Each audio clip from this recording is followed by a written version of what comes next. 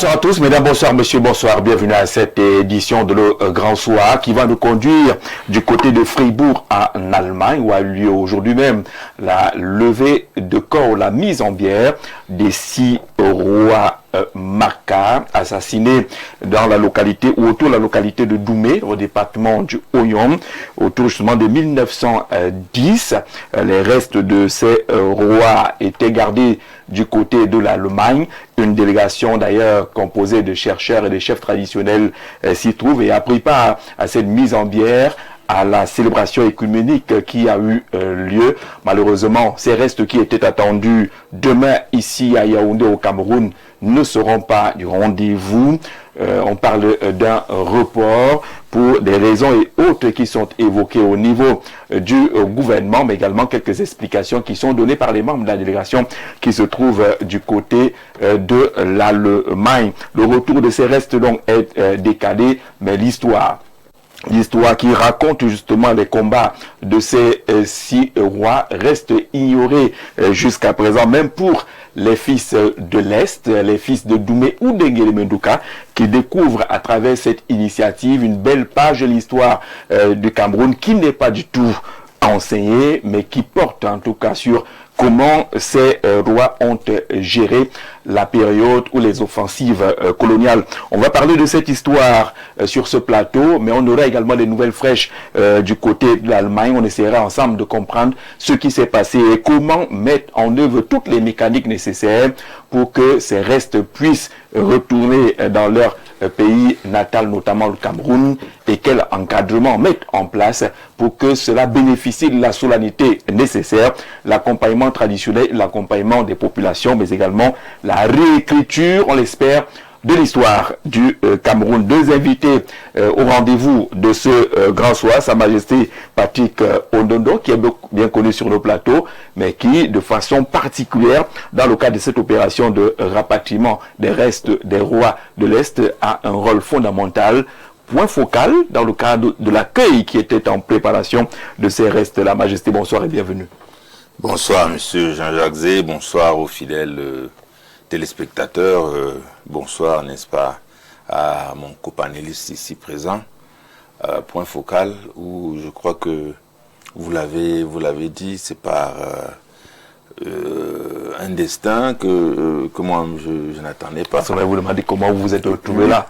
Pour être le président du comité local d'accueil des rois qui ont été assassinés. Je me suis retrouvé de manière vraiment un peu, peut-être mes collègues chefs qui ont voyagé, qui se trouvent à ce moment à Fribourg en Allemagne, je crois que ils ont fait appel à moi.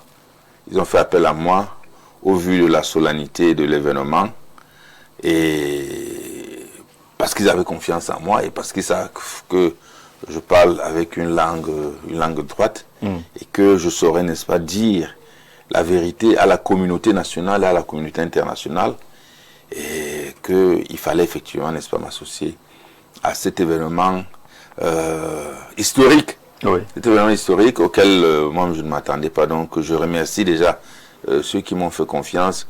Je remercie également les ancêtres parce qu'en réalité, que j'ai été désigné par mes pères, moi qui là-dedans, comme on dit souvent, sortant effectivement de nulle part, et qu'on a dit que non, en ce qui concerne, n'est-ce pas, pour le cas de Yaoundé du Cameroun, je pourrais effectivement être ce point focal, le président du comité d'accueil des crânes, n'est-ce pas, des ancêtres Maka qui ont été assassinés dans les années 1905, et que un chercheur, un de nos fils, a retrouvé le professeur Hans Gilbert Mbembe, par les recherches, je crois. Oui.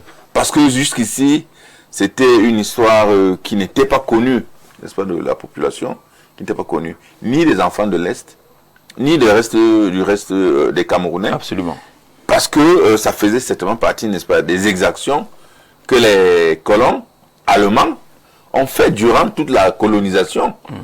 Et donc, dans le cas d'esprit, à force de chercher, il s'est retrouvé dans une université, comme lui-même il aura, n'est-ce pas, à vous le dire, lorsqu'il va appeler, et il a remarqué, il a constaté qu'il y avait des crânes qui avaient des logos des Camerounais. Comment est-ce que ça s'est retrouvé là? C'est donc une très longue histoire. C'est une très longue histoire, et vous l'avez dit. C'est une histoire qui va certainement basculer toute l'histoire du Cameroun, de l'existence du Cameroun. Donc une réécriture, n'est-ce pas, essentielle de l'histoire du Cameroun est effectivement envisagée dans ce genre de conditions. Donc merci beaucoup de l'opportunité que vous, déjà, n'est-ce pas, et surtout votre top management donne, n'est-ce pas, à la communauté de l'Est en général, à la population Maka, de parler effectivement des ancêtres qui sont restitués aujourd'hui et qui doivent être acheminés dès que les conditions, n'est-ce pas, seront remplies. Tout le monde salue cette belle initiative du chercheur, le professeur Mbeng Ndang, qui s'est lancé sur ce chemin. C'est le second voyage. Il y a eu une première délégation qui s'y est rendue. La seconde délégation s'y trouve actuellement, même comme on a encore quelques difficultés à savoir ce qui s'est réellement passé pour que ces restes ne viennent pas au Cameroun comme on les attendait. Il y avait déjà une grosse organisation pour mobiliser les populations de l'Est et du Cameroun de façon globale. Demain, à l'aéroport international de Yaoundé-Simalène, ces restes allaient arriver pour être déposés d'abord du côté du musée national en attendant justement la mise en œuvre d'autres mécaniques nécessaires. Je vois le professeur Mbeng qui signale déjà qu'il est connecté. On va la voir tout à l'heure. Le temps d'accueillir Émile Roger Angondo. Émile Jean-Jacques Abondo. Émile Jean-Jacques Abondo. Oui. Ah d'accord. On va retrouver là. Merci. Il y a du Jean-Jacques dedans. Tout à fait. Vous êtes philosophe, c'est ça? Bien sûr. D'accord, c'est un plaisir. Vous dites que vous êtes un homonyme aussi. Voilà. Puisque vous êtes Jean-Jacques Zeux, oui. mais vous n'êtes pas philosophe. D'accord. On va avoir la bonne orthographe du nom tout à l'heure avec le concours de la régie. Le plus important, c'est que vous soyez là. Merci. Ce qui se passe aujourd'hui, ça relève de quoi? D'un rattrapage, d'une correction par rapport à l'histoire du Cameroun? Mais il faut dire, Jean-Jacques, que entre ce qui existe et ce qui est dit, entre ce qui danse et ce qui pense, entre ce qui est caché et ce qui est perçu, entre ce qui est même enseigné et ce qui est compris, il y a une dichotomie. Mais c'est vous qui le dites souvent en journalisme, que les faits sont non seulement sacrés, mais têtus. Il reste donc il existe un concept en philosophie qu'on appelle l'oubli historique. Et c'est Machiavel qui disait que l'État a raison et que l'histoire s'écrit par les forts. Le disait Hegel aussi. Et si l'histoire s'écrit par les forts, vous comprenez que l'État n'a jamais tort. Mais l'État, qui est non seulement une entité morale, mais qui est représenté par des hommes, vous comprenez que la perfectibilité, ou alors la perfection n'étant pas de ce monde, il pourrait arriver que les acteurs socio-anthropologiques qui incarnent le pouvoir de l'autorité politique de l'État participent de ce qu'on appelle l'oubli historique. Et comme les faits sont sacrés et têtus, vous comprenez que ce qui est enseigné et ce qui est oublié, il faudrait un réajustement. Et cet événement que vous évoquez, que vous mettez sur la table, nous donne donc l'occasion de pouvoir penser que l'histoire camerounaise, loin d'être mal écrite, devrait considérer un certain nombre d'acteurs socio-anthropologiques. Vous savez, on a fait le tour du monde lorsqu'on parle des leaders, lorsqu'on parle des héros, lorsqu'on parle, par exemple, de ceux qui ont participé à construire le Cameroun. Renan le disait, la nation est un principe spirituel. Lorsqu'on pense donc à eux, on fédère, on fait une navigation dans toutes les régions, mais on ne s'arrête pas en tant soit peu à l'Est. Mais l'histoire nous amène à comprendre que pour parler des héros, pour parler des martyrs, pour parler de ceux qui ont participé à construire et à écrire l'histoire consciente du Cameroun, il faut s'arrêter un temps soit peu à l'Est et revoir ces 6 acteurs dont les crânes se retrouvent à Fribourg en Allemagne et dont la commémoration a déjà été faite et que certainement il échoua au Cameroun de rapatrier ces restes. Mais pourquoi ne pas donc? Vous savez, c'est un acte courageux que vous avez pris de mettre cette thématique sur la table. Pourquoi ne pas vous féliciter, mais surtout aussi de féliciter le top management d'Info TV d'avoir redoré le blason de cette aventure didactique, pédagogique, mais surtout axiologique qui participe à faire comprendre et à réapprendre aux uns et aux autres que l'histoire du Cameroun a non seulement des choses à intégrer, des choses à mettre en valeur, des choses à considérer, mais surtout elle participe un tant soit peu dans une infime partie de son activité, de ce qu'on appelle l'oubli historique. Et cet oubli historique, il faut réactualiser cela, il faut recontextualiser cela. Et la preuve, l'occasion de ces 6 crânes qui se retrouvent à Fribourg nous amène à comprendre que l'histoire, loin d'être tronquée, mérite une réécriture.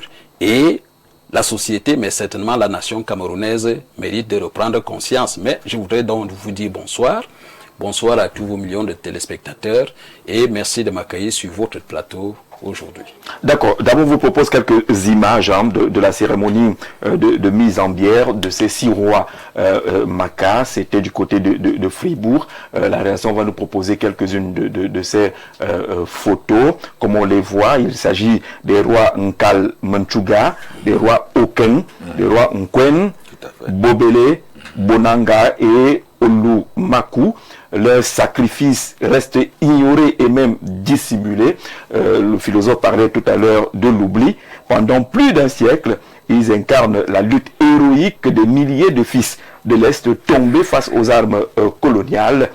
Aujourd'hui, l'Allemagne reconnaît leur mémoire et procède pour la première fois à une telle restitution des restes humains de héros africains déportés. On a les 6 cercueils qui ont été justement exposés à la chapelle pour la célébration écuménique qui a également accompagné cette mise en bière. La cérémonie malheureusement qui était programmée pour demain à Simalé n'aura pas lieu, mais on restera avec les échos de l'Allemagne comme on le voit à travers ces différentes photographies. Et puis le professeur Bengdan qui nous suit à travers la page Facebook va certainement nous joindre tout à l'heure pour nous expliquer justement comment on en est arrivé là, quelles sont les recherches. Là, c'est les crânes qui avant la mise dans les cercueils, qui étaient présentés ainsi, les crânes de nos rois, nos patriarches, nos ascendants qui ont lutté contre la colonisation et qui ont été assassinés entre 1905 et 1910 à Doumé, la mythique et historique ville dans le département du Oignon, région de l'Est. Voilà les images donc qui viennent de Fribourg, pendant que tout le monde se connecte comme on le voit. Très rapidement, on va découvrir ce que la presse a réservé pour respecter la tradition ce matin. Chacun aura un mot très rapide à dire là-dessus. On commence justement par le journal Info Matin qui est dans les kiosques ce matin et qui a suivi les pas du ministre camerounais en charge de l'eau et de l'énergie. Du côté de N'Djamena au Tchad, on parle de la sécurité de l'eau en Afrique et Lundu Essoba, c'est son nom, porte ainsi la vision du Cameroun au Tchad. Selon notre confrère représentant le chef de l'État Paul Biya, c'est 15 et 16 juillet à N'Djamena. Au Forum africain de l'eau, le ministre de l'eau et de l'énergie a présenté les engagements du gouvernement en faveur de cette problématique. Vous verrez également le pied de une parle également de la conduite sécurisée dans des mototaxis avec cette initiative qui aura lieu dans la Sanaga maritime. Elle est portée par la fondation La Main Tendue qui lance une formation pour les jeunes d'aider à premier et aider à deuxième en matière de conduite, lesquelles formations pourront aboutir à l'obtention des permis de conduire pour les mototaxis et lutter contre l'insécurité routière, dont la Sanaga maritime. Cameroun Business est dans les kiosques depuis ce matin. Il nous parle de la production du riz au Cameroun. C'est une question régulièrement posée. On apprend avec nos confrères qu'un an pour tripler l'offre en matière de production de riz dans notre pays, des projections de 400 à 460 000 tonnes en 2027 et 750 000 tonnes en 2030. L'État multiplie ainsi les interventions pour relever le défi alors que 140 710 tonnes ont été produites en 2024. Les chiffres sont plutôt bons pour ce qui est de la production et les perspectives annoncées par notre confrère L'Avenir. Il parle de l'avenir justement en matière d'eau avec le compact qui est annoncé. Gaston Elumou-Essomba, le ministre camerounais de l'énergie, indique qu'il faut environ 4 milliards de dollars pour financer le compact de eau dans notre pays. Il a dit, et c'est mentionné par le journal L'Avenir, le soir pour sa part célèbre les mérites de Manaouda Malachi, le ministre camerounais en charge de la santé publique, qui a reçu une distinction d'honneur dans le cadre de la modernisation de la santé. La distinction vient des Camerounais de la diaspora et particulièrement la diaspora du Canada. Ces Camerounais qui sont venus remettre cette distinction au ministre Manaouda Malachi. Et puis on trouve également le bien commun qui est en kiosque ce matin et nous parle de cet engagement ou de cette volonté de l'État du Cameroun qui sollicite 2000 milliards de francs CFA de la diaspora. Et puis il y a cette réponse justement de Roméo Ndé qui est le président du CDCC. Entendez justement Diaspora Caucus for the Construction of Cameroon, qui réagit justement à cet engagement des pouvoirs publics à aller chercher dans les poches des Camerounais de la diaspora environ 2000 milliards de francs CFA. Et puis cette mauvaise nouvelle pour ce qui est l'état de santé des entreprises publiques, c'est Financier d'Afrique qui parle du management public justement en indiquant que 47 entreprises du portefeuille de la SNI, entendez la Société nationale des investissements, et de la SNH, la Société nationale des hydrocarbures, sont à rentabilité nulle pour l'État, selon notre confrère, avec 36,5 milliards de francs CFA investis, dont 38 entreprises du portefeuille de la SNH et 211,3 milliards de francs CFA des 9 entreprises appartenant à la SNH. L'État ne perçoit aucun dividende déclaré dans leurs états financiers consolidés, d'où cette rentabilité nulle indiquée à la grande une du journal Le Financier d'Afrique. Et puis mauvaise nouvelle pour les étudiants camerounais, c'est le quotidien Émergence qui est porteur de cette mauvaise nouvelle. La France durcit le verrou pour ce qui est du visa étudiant. Colère des étudiants camerounais contre le nouveau mur financier développé par l'Hexagone, entendez par là la France. Le journal nous apprend à son pied une également que ce n'est pas les bonnes nouvelles aussi pour ce qui est du cacao. Les prix reculent à la veille de la fin de campagne, alors qu'on le sait, il y a cela quelques temps, ces prix flambaient, tournaient autour de 6 000 francs CFA le kilogramme. Et puis le secteur minier présente justement ses perspectives. C'est le journal La Lune qui a suivi de près la conférence de presse animée par le ministre des Mines et le ministre de la Communication pour noter justement qu'au sortir de cette conférence de presse, 5 grands projets sont engagés pour booster l'économie camerounaise face à la presse justement nationale et internationale. Le ministre des Mines, de l'Industrie et du Développement technologique a expliqué que ces projets visent à accroître la production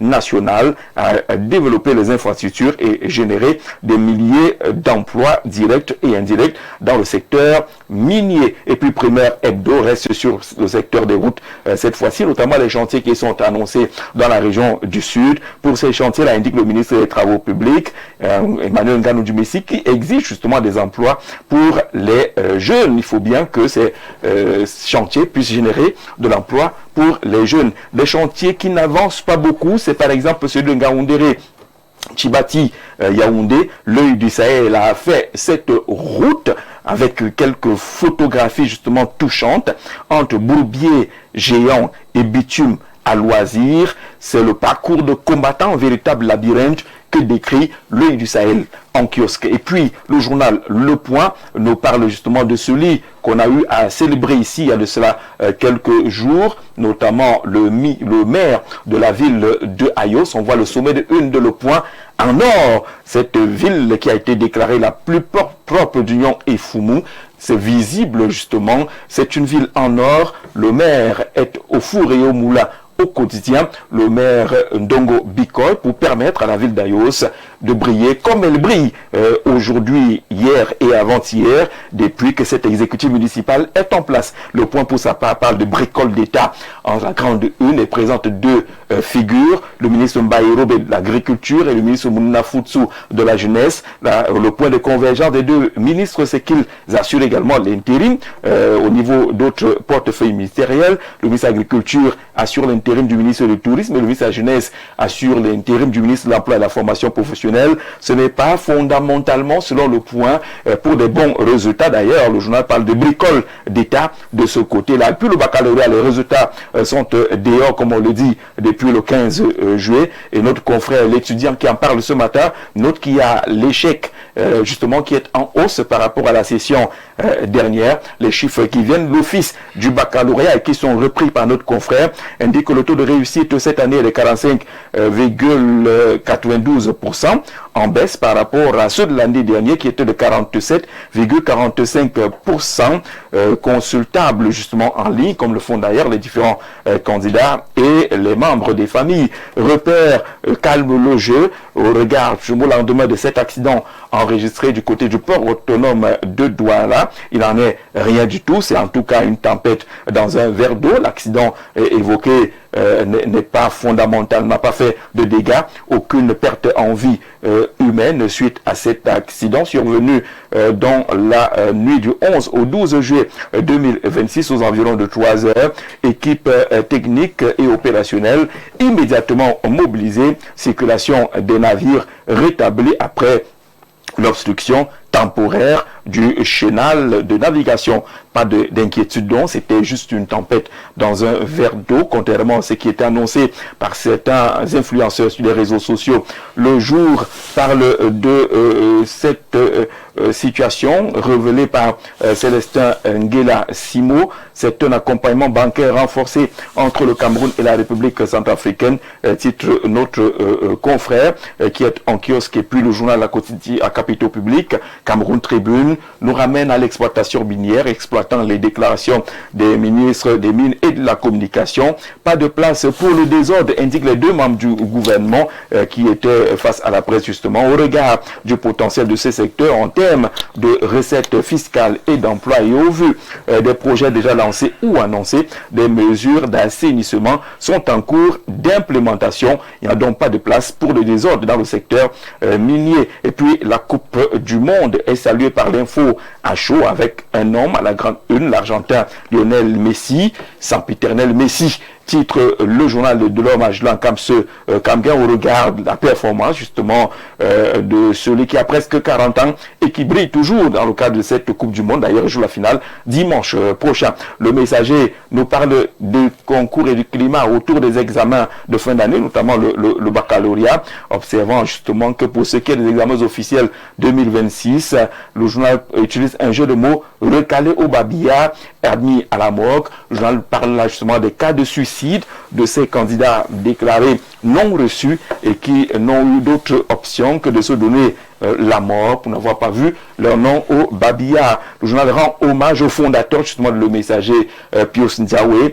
Il est décédé le 12 juillet 2010, comme vous le savez, et le 12 juillet dernier, cela ferait 16 ans justement que le journal vit sans son fondateur, Pius Ndiawe. Mutation parle d'adieu, pas Pius Ndiawe, mais plutôt CD2, le contrat de désendettement au développement initié par la France pour le Cameroun. Près de 1000 milliards mobilisés en 20 ans, notamment dans les domaines de la santé, du développement urbain et de la mobilité estudiantine à la faveur de cette modalité de coopération entre les deux pays. Le journal parle d'accidents de la circulation et la saignée mortelle. Jusqu'à quand, interroge notre confrère qui note qu'il y a toujours quelques cas d'accidents de la circulation au Cameroun. Comment lutter contre cela et la saignée pourrait s'arrêter quand, interroge le journal de Georges Alain Boyomo qui célèbre ses 30 ans depuis quelques jours. Il ne sera pas de souhaiter un joyeux anniversaire aux mutants. Voilà ce qu'on pouvait rapidement trouver dans les kiosques depuis ce matin. Très rapidement, Jean-Jacques a noté quel sujet? Ben, écoutez, il y a le journal Business. Cameroun Business Today. Cameroun Business qui m'a intéressé. Il y a aussi le journal étudiant. Commençons par le Business qui parle du riz. Alors, est-ce qu'on va avoir le temps? Parce que là, on a la priorité au direct. On va d'abord aller à Fribourg. Je crois que ça, l'urgence est signalée, ce côté-là. Professeur Hans Gilbert Bendam, bonsoir. Alors, est-ce qu'on peut avoir notre au téléphone justement Hans Gilbert Mbengda, Ferrand. On doit essayer de régler ça du côté de la technique. Hein. Ils sont déjà connectés. C'est bon, ça va aller? On peut les prendre. Allô, bonsoir, professeur. Bonsoir, Jean-Jacques. Merci d'être avec nous depuis Fribourg, en Allemagne. À quoi est-ce que cette journée était consacrée? Une journée pleine d'histoire, consacrée à la réhumanisation des ancêtres Maka, des 6 ancêtres Maka. Je suis accompagné ici du professeur Albert Ngwafo, docteur Richard Foussine, Sa Majesté Foudou Bertrand III, Sa Majesté Ntiana Kamanda, Sa Majesté Kanga Mbata, docteur Mengue Souteri et Abang Alexis Jeannette. Une délégation qui a honoré les ancêtres Maka aujourd'hui à Fribourg. D'accord. Quel est le but de votre présence là-bas? C'est quoi exactement l'objectif de votre présence? On nous met les images. C'est un processus qui date depuis 2000, amorcé par le professeur Abel Ngwafo, qui a découvert dans un laboratoire les têtes des Maka qui ont servi d'expérience anthropologique. Informés, nous avons mis sur pied un comité et nous avons sillonné du 12 août 2024 au 30 août tous les villages de l'Est Cameroun du secteur Maka, des communautés Maka. Nous avons eu l'accord de Sa Majesté Ifoudou qui a organisé un workshop à Tok le 30 août 2024. Et nous avons informé tous les chefs de l'Est Cameroun que nous n'en ignorons, qu'on vient de découvrir dans un laboratoire à l'université de Fribourg, 6 têtes de la communauté Maka. Et nous avons continué, nous avons effectué un premier voyage du 2 au 8 mars 2025, où nous avons effectivement pris contact avec les têtes, avec nos ancêtres. Il s'agit des violences perpétrées à l'Est Cameroun pendant la période coloniale allemande. Alors, après cette découverte, qu'est-ce qui vous a convaincu de ce qu'il s'agit effectivement des têtes des rois chefs Maka? Nous avons séjourné à plusieurs reprises. Nous sommes allés aux archives en collaboration avec ceux de Fribourg, les chercheurs allemands de l'ACT qui ont beaucoup fourni d'informations et une documentation assez riche pour pouvoir arriver à cela. Et nous avons séjourné à plusieurs reprises à Fribourg avec le professeur Abel Ngwafo, le docteur Richard Foussine. Nous avons fouillé de fois en comble les documents. Nous avons fouillé les archives, nous avons fouillé les récits de voyage qui ont permis d'arriver à cette conclusion. D'accord. Qu'est-ce que dit l'histoire? Qu'est-ce qui s'est passé pour que ces Maka se retrouvent là-bas? Ils ont été assassinés, ils ont été déportés. Qu'est-ce qui s'est passé? Il faut le noter. Il faut le noter que la première expédition à l'Est Cameroun date de 1899. 1889, année pour laquelle le docteur Blaine est expérimenté à l'Est Cameroun. Il sera assassiné par les populations Zimou. Et le gouvernement allemand va donc décider d'organiser des expéditions punitives et de construire les fortins qui sont devenus des prisons, des lieux de mémoire. Et par conséquent, dès 1905, les premiers massacres vont se consacrer chez les Maka. En 1910, 10 chefs sont pendus, assassinés, décapités et emportés en Allemagne et vont servir comme cobayes dans les laboratoires d'expérience. D'accord, mais pourquoi l'histoire, on a l'impression, vous êtes historien, que même vous, quand vous enseignez l'histoire du Cameroun, on ne s'arrête pas beaucoup sur ces chapitres-là? En fait, c'est cette méprise de l'histoire que nous sommes donnés pour défi avec l'équipe dirigée par le professeur Albert Ngwafo, de rectifier, de corriger la méprise de l'histoire. Et vous allez lire des documents comme mon mémoire soutenu le 9 novembre 2004 qui posait déjà les jalons de cette histoire. Vous avez également la liste qui répertoire plus de 40 000 objets du patrimoine camerounais illégalement emportés dans les musées européens, les musées publics, parce que nous n'avons pas encore eu accès aux musées privés. Et on dénomme pas seulement, nous sommes à 6 têtes Maka. On dénombre plus de 300 ancêtres camerounais qui se trouvent en Allemagne. Il y a encore du travail à faire, donc on a l'impression que la réécriture de l'histoire du Cameroun s'impose. Elle s'impose véritablement et elle doit être véritablement réécrite. Nous devons corriger la méprise de l'histoire de certains peuples, de certaines communautés. Mais aussi tous les peuples makans qui ont été oubliés, dont les œnologues, les premiers œnologues qui ont fouillé le sol, ont donné des déclarations qu'aujourd'hui, nous sommes en train de corriger avec l'équipe sous la houlette du professeur Albert Ngoffo. Tous ces professeurs qu'on salue. Mais on a l'impression que la localité de Doumé était fondamentale dans cette histoire et dans ce combat. Vous savez, pendant cette période, Doumé était le centre.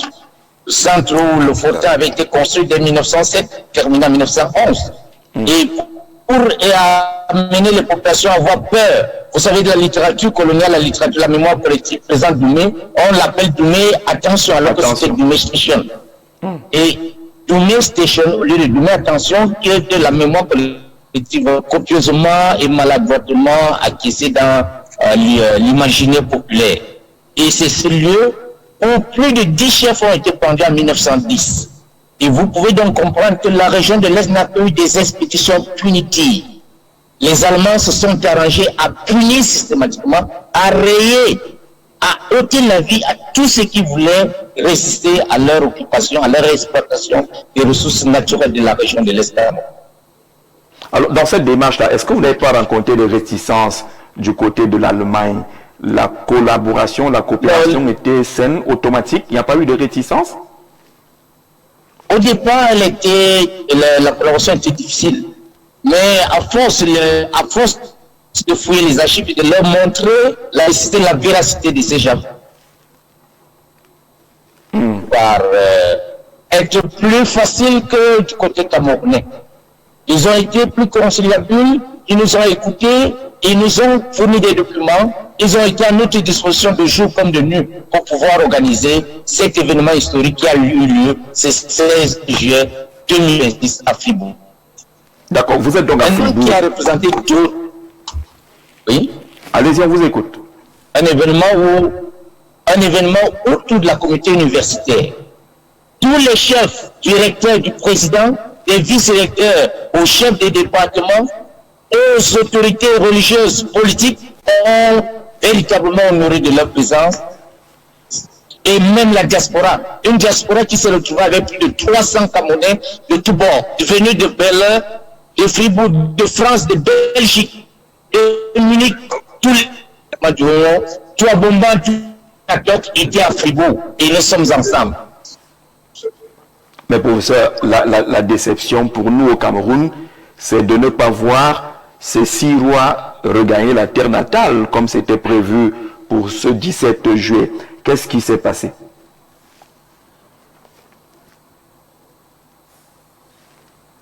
C'est dommage, mon frère Jean-Jacques, puisque nous avons plus de disposition d'informer toute notre hiérarchie, tous les ministères concernés. Nous avons fourni des documents, des rapports solennels à plusieurs reprises par le ministère de tutelle.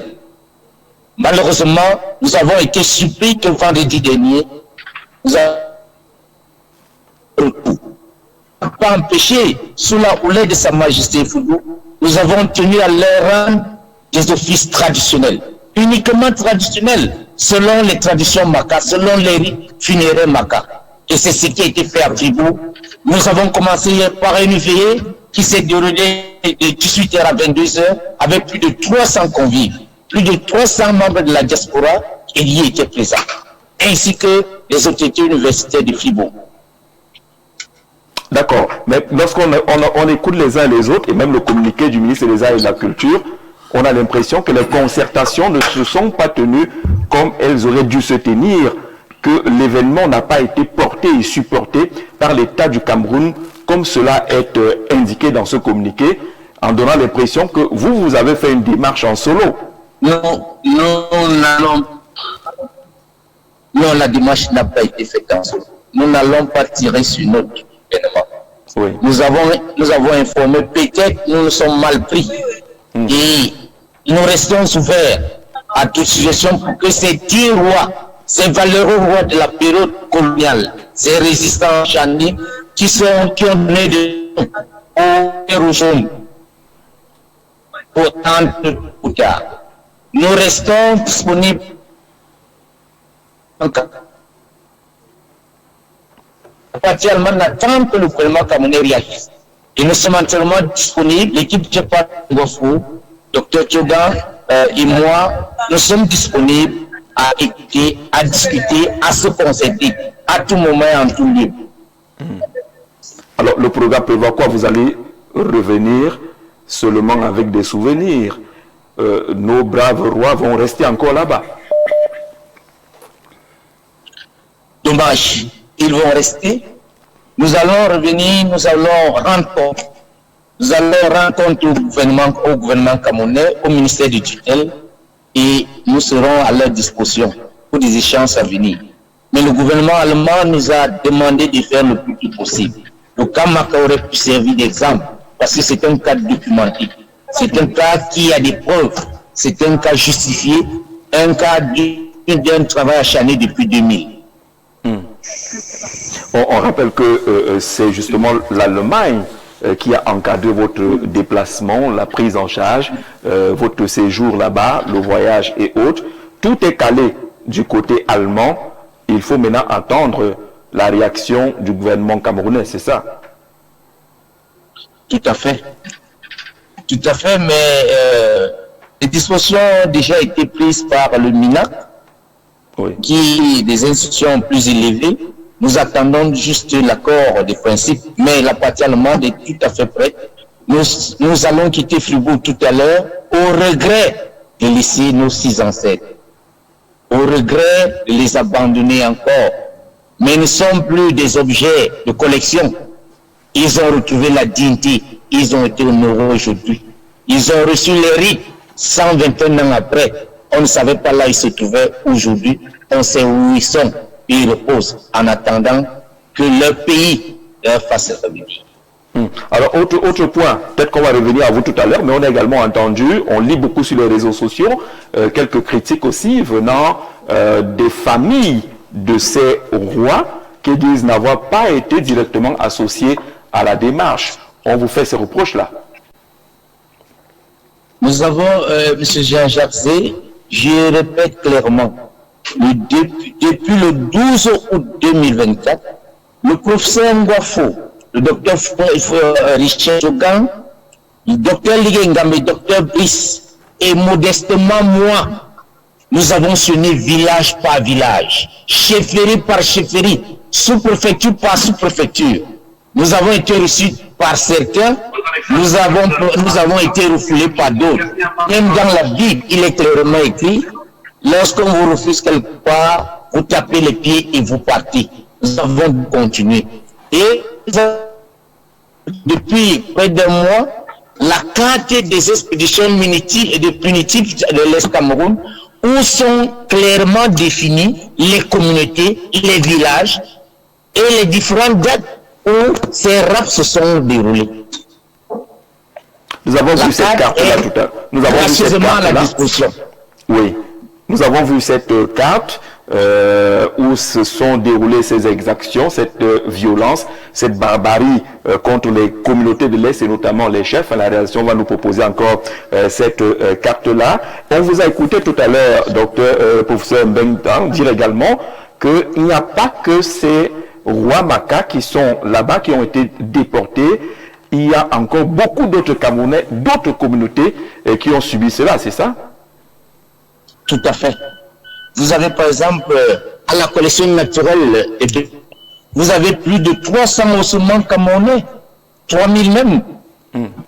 Hein?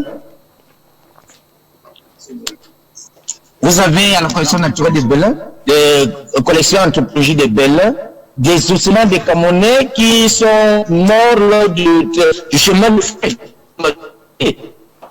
Le gouvernement allemand a déjà saisi le gouvernement camerounais de s'approprier ces restes. Dans le cas de Maka, la cité de Maka, ce n'est qu'un début d'un travail acharné. Qu'il faut saluer l'initiative. Aucune œuvre humaine n'est parfaite. Nous sommes ouverts à toute suggestion, remarque, critique qui pourrait mieux améliorer notre travail afin que la dignité de ces chefs soit retrouvée. Afin qu'il y ait réhumanisation, qu'il y ait reconnexion. Constater les villes de l'Est Cameroun, c'est comme si elles ont été toutes maudites. Parce qu'ils n'ont pas fait le deuil de leurs fondateurs. Ils n'ont pas fait le deuil de leurs ancêtres. C'est de la méprise de l'histoire. Comment pensez-vous que nous pouvons dormir, sachant que nos ancêtres ont servi d'expérience, ont été des cobayes dans des laboratoires. On a mesuré leur crâne, on a mesuré leur cerveau, on leur a ôté des tissus. Jean-Jacques, ça fait mal. On perd pratiquement le latin à écouter cela. Professeur Bengda, on revient à vous avant la fin de cette émission pour avoir d'autres éléments et d'autres informations. Majesté, voilà 6 rois qui ont servi pratiquement de cobayes dans les laboratoires. Il faut le dire, hein, c'est une situation unique. Unique pourquoi? Parce que déjà, l'Allemagne a beaucoup enlevé les objets d'art pendant la colonisation. Mais également, à l'occasion, effectivement, de ces découvertes des objets d'art, on découvre que l'Allemagne a effectivement massacré les communautés locales, parmi lesquelles donc les communautés Maka, les communautés de l'Est. Et le massacre est allé jusqu'à l'enlèvement, n'est-ce pas, l'enlèvement des crânes, l'enlèvement des crânes des chefs, qui certainement leur ont donné beaucoup de fil à retordre. Alors, vous comprenez que le peuple de l'Est, en général, a été amputé de ces valeureux guerriers, de ces valeureux ancêtres, et que cette blessure profonde que on a voulu oublier est aujourd'hui visible, et que l'histoire doit penser de deux manières. L'histoire doit penser les blessures par la réhumanisation des restes, c'est-à-dire rendre ces restes humains, rendre justice à ceux qui sont partis, rendre l'équité à ceux qui sont partis, rendre une valeur humaine, n'est-ce pas, à ceux qui sont partis. La deuxième chose, c'est que l'histoire même du Cameroun doit prendre en compte le sacrifice suprême, le sacrifice profond, n'est-ce pas, des enfants de l'Est en général. Et un sacrifice qui avait tendance effectivement à être oublié, parce que vous savez que l'histoire beaucoup plus connue, chaque fois qu'on a parlé de l'histoire du Cameroun, on a parlé de 1884, de l'arrivée des Allemands, lorsque sur le plateau de Jos, le drapeau camerounais a été implanté.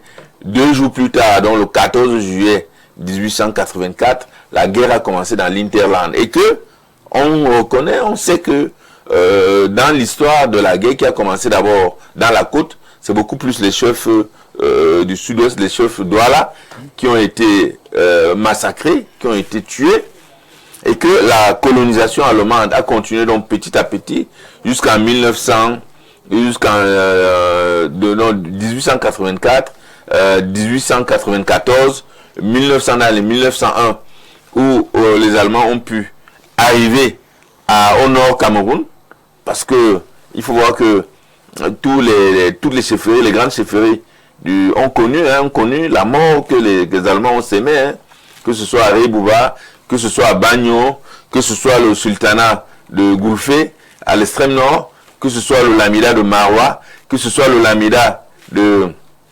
Garoua, que ce soit le sultanat de Kousséri, le sultanat de Pousse, donc que ce soit dans les pays à l'extrême nord, dans les pays tout pourris et Massa, et Munda, que les Allemands ont fait vraiment la colonisation, a massacré les Camerounais. Et que jusqu'ici donc, l'histoire a beaucoup plus effectivement attesté ça. On n'avait pas remarqué, on ne s'était pas appesanti sur le fait que à l'est du Cameroun, le massacre était encore plus sauvage. Et que ici, les Allemands ont même pris sur eux de ramener les restes des Camerounais pour aller faire des expériences. Vous comprenez que c'est vraiment extrêmement grave. C'est extrêmement grave ce qui s'est passé. C'était peut-être la colonisation, mais vraiment c'est une histoire qu'il ne faut pas oublier, qu'il ne faut pas enterrer sans avoir mesuré l'ampleur des dégâts sur le plan mystique, sur le plan psychologique, sur le plan même, effectivement, sur le plan même anthropologique, n'est-ce pas, des dégâts qui ont été faits. Vous comprenez pourquoi est-ce que je ne dis pas que ça a donné du retard à l'Est, mais ça fait partie. Ça pourrait. Ça fait partie. Parce qu'il y a ça fait partie, n'est-ce des pas, patriarches qui ont disparu. des choses, les patriarches qui sont parfois évaporés. Des valeurs qui ont disparu. Oui, qui sont des forces qui sont évaporées. Je vous assure que c'est un véritable tribunal et que il faut que l'histoire du Cameroun puisse, n'est-ce pas, se réapproprier cette histoire et puisse penser les blessures, que ce soit de la jeunesse, n'est-ce pas, de la jeunesse du Cameroun en général, et pour que les gens sachent désormais, n'est-ce pas, comment se guider, comment marcher, et que beaucoup plus, n'est-ce pas, qu'on puisse retrouver la force spirituelle pour faire ces grands combats, et certainement pour le développement du Cameroun, pour faire ces grands combats dont le Cameroun a effectivement besoin. Alors le dommage, c'est justement que ces restes-là ne reviennent pas demain. Il va falloir attendre encore les engagements, l'implication formelle et claire du gouvernement, et là on risque d'entrer encore dans une zone d'incertitude. Oui, et ça c'est une question, effectivement, une question piège que vous posez, c'est une question... oui, vous avez une question très très très pertinente, mais je vous remercie déjà pour toutes les questions que vous avez posées aux chercheurs. C'est ça qui permet, n'est-ce pas, d'éclairer l'opinion publique nationale et internationale. Alors, je pense, n'est-ce pas, à ce proverbe qui dit que quand un enfant va tuer un gibier en brousse, ce gibier, n'est-ce pas, lui appartient. Là-bas en brousse. Mais dès qu'il amène le gibier au village, c'est pour les parents, c'est pour les parents et les ancêtres. Je crois que c'est la même chose que ce groupe de chercheurs et de chefs traditionnels de l'Est ont eu à faire, c'est-à-dire aller dénicher ce gibier qui est en brousse.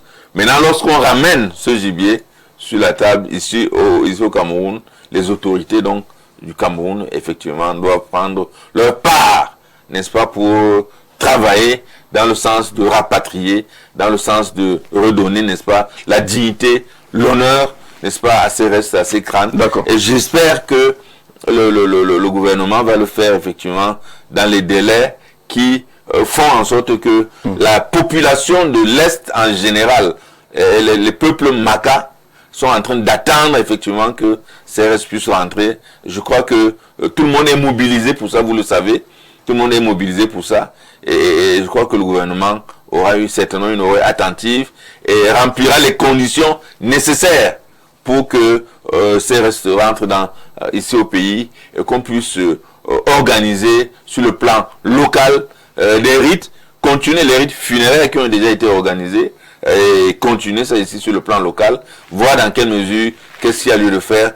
Est-ce que c'est des restes qui vont rester ici au village ou ici à Yaoundé, ou bien c'est des restes qui vont aller chacun dans son village. La consultation relative avait déjà pris des options là-dessus. Tout à fait. Le musée national devait être une sorte d'escale. Tout à fait. Il était même prévu la construction d'une sorte de panthéon à Bomban.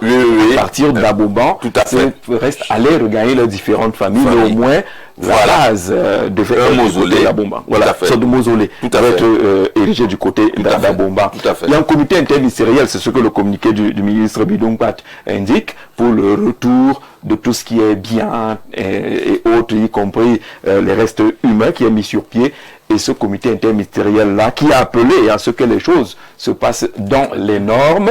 C'est pour cela que la délégation qui est à Fribourg va revenir sans ces cercueils qu'on a vus. Et je rappelle, puisqu'on est en direct avec l'Allemagne, avec quelques images, ce matin, il y a donc eu cette mise en bière. On va le voir encore avec des images des 6 rois Maka qui ont été assassinés entre 1905 et 1910 du côté de Doumé. Ferrand va nous montrer ces cercueils qui étaient exposés pour la célébration écuménique qui s'y est déroulée. Et on a appris avec le professeur Bengdan que des Camerounais nombreux, certains sont partis même des pays tels que la Belgique et autres pour assister à cette cérémonie qui réconcilie entre guillemets d'une façon ou d'une autre ces Camerounais et l'histoire qui mérite d'être réécrite. Et dans ces sortes de calebasses, c'est les crânes de ces chefs qui étaient utilisés dans les laboratoires pour des expériences après avoir été assassinés au Cameroun et puis transportés du côté de l'Allemagne. De ce côté, on indique que c'est bon, ils sont désormais libres par rapport à l'histoire, mais ils ne peuvent pas regagner le Cameroun juste parce qu'on attend que le gouvernement puisse jouer fondamentalement le rôle qu'il a rappelé dans le communiqué. Et on a ce message de Francis depuis Tchang. Bonsoir Jean-Jacques, s'il vous plaît, je voudrais savoir ce que ces corps de ces chefs sont allés faire en Allemagne. Je crois qu'il n'a pas suivi toute l'émission. Francis, j'espère que tu as suivi ce qui a été dit. Sinon, on va reprendre. Hein. C'est une émission à la fois pédagogique, historique. Donc, quand ils assassinaient nos chefs, ils partaient avec les corps. Ils posent également encore la question drôle hein, d'histoire, indique Francis du côté de Tchang. Bonsoir, j'écris ce message car je suis en direct d'émission. Je suis juste dessus du fait que le professeur Bengdan, en parlant de Doumé, n'a pas le courage de mentionner haut et fort de plus grands résistants. Non, il est en direct. Il répond aux questions qu'on lui pose. Mais il a un ensemble d'éléments et de documents déjà élaborés là-dessus. Il n'a pas ignoré un résistant du côté de Doumé, à savoir le chef Chito, du chef du village Sibita. Voilà. Lui, il était d'une férocité, d'une très grande force, et il avait donné véritablement du fil à retordre aux Allemands.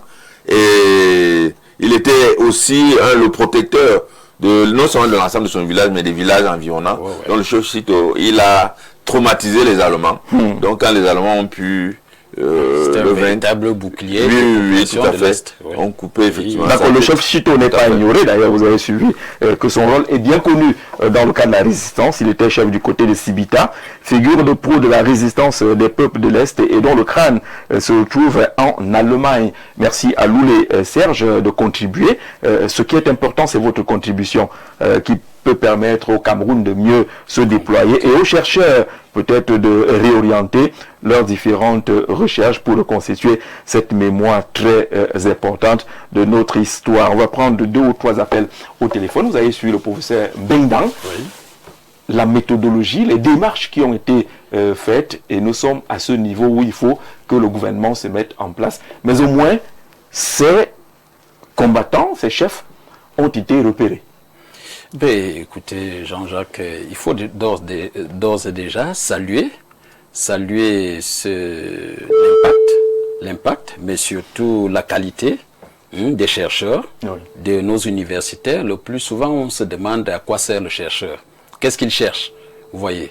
Donc voilà un ensemble de chercheurs, et cet ensemble nous a permis de découvrir un certain nombre de réalités socio-anthropologiques qui ont participé à occulter une bonne partie de l'histoire du Cameroun. Et toutes les populations de l'Est, et les Maka en particulier, chantent à l'unisson pour que ces restes de leurs chefs soient rapatriés au Cameroun.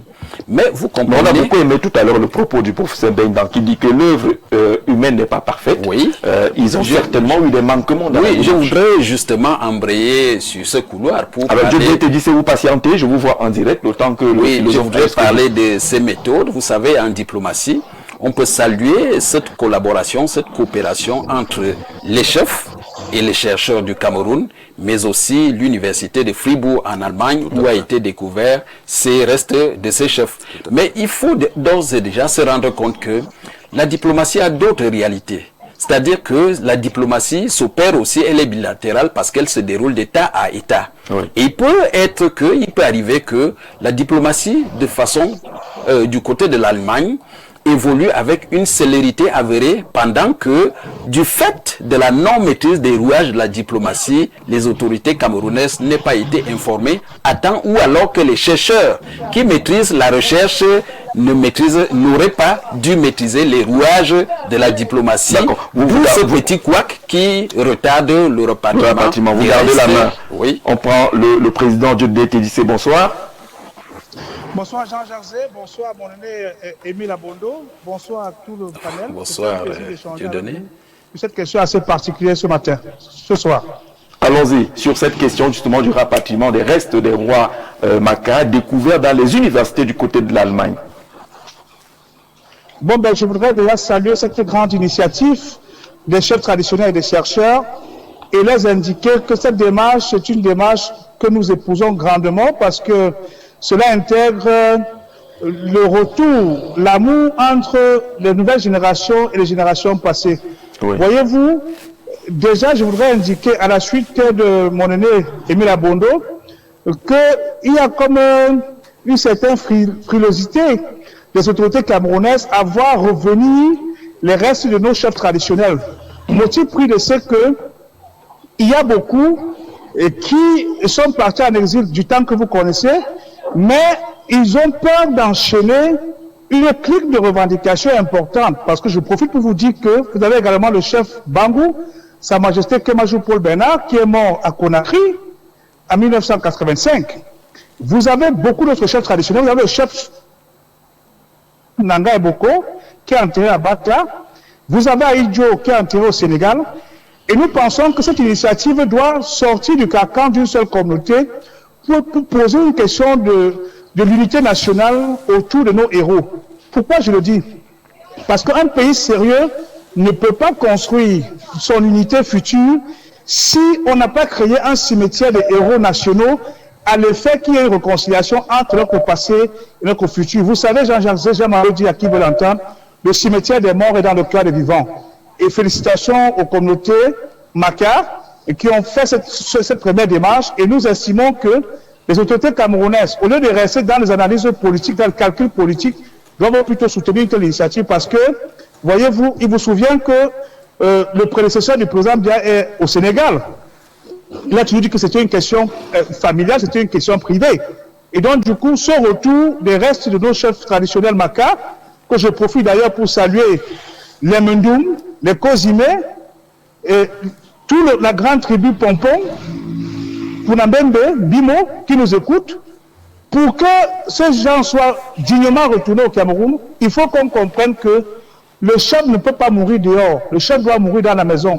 Parce que le chef qui meurt dehors, c'est une malédiction qui vient à son peuple. Il faut que le Cameroun se réconcilie avec soi-même et qu'on puisse créer un cimetière des héros nationaux, et qui est même d'ailleurs pratiquement une semaine de deuil national par rapport à tous ces chefs qui ont été enterrés à l'extérieur. Voilà ce que je voulais dire à cet effet. Merci beaucoup, Dieudonné Tédissé, le président national du PCPDC. On va prendre une ou deux interventions. Eric est du côté de la France, au plus 33. Bonsoir. Allô, oui, bonsoir. Bonsoir, Jean-Jacques. Oui, monsieur. Oui, bonsoir et bienvenue. Comment vous appelez? Alors, je salue tout le panel. Hein. Et Jean-Jacques, ne serait pas très long. Je voudrais tout simplement ici saluer bravement le travail du professeur, professeur et sa compagnie, dans un premier temps, et un travail remarquable. Et dans un deuxième temps aussi, ne l'oublions pas, saluer le travail des autorités allemandes qui ont ouvert les archives. Ça, c'est très important. Et maintenant, il appartient à l'État du Cameroun de faire revenir au pays tous ces dignes fils. Franchement, je dis une fois de plus, bravo professeur et à tous les autres. J'espère que ce n'est qu'une première et qu'il y aura d'autres.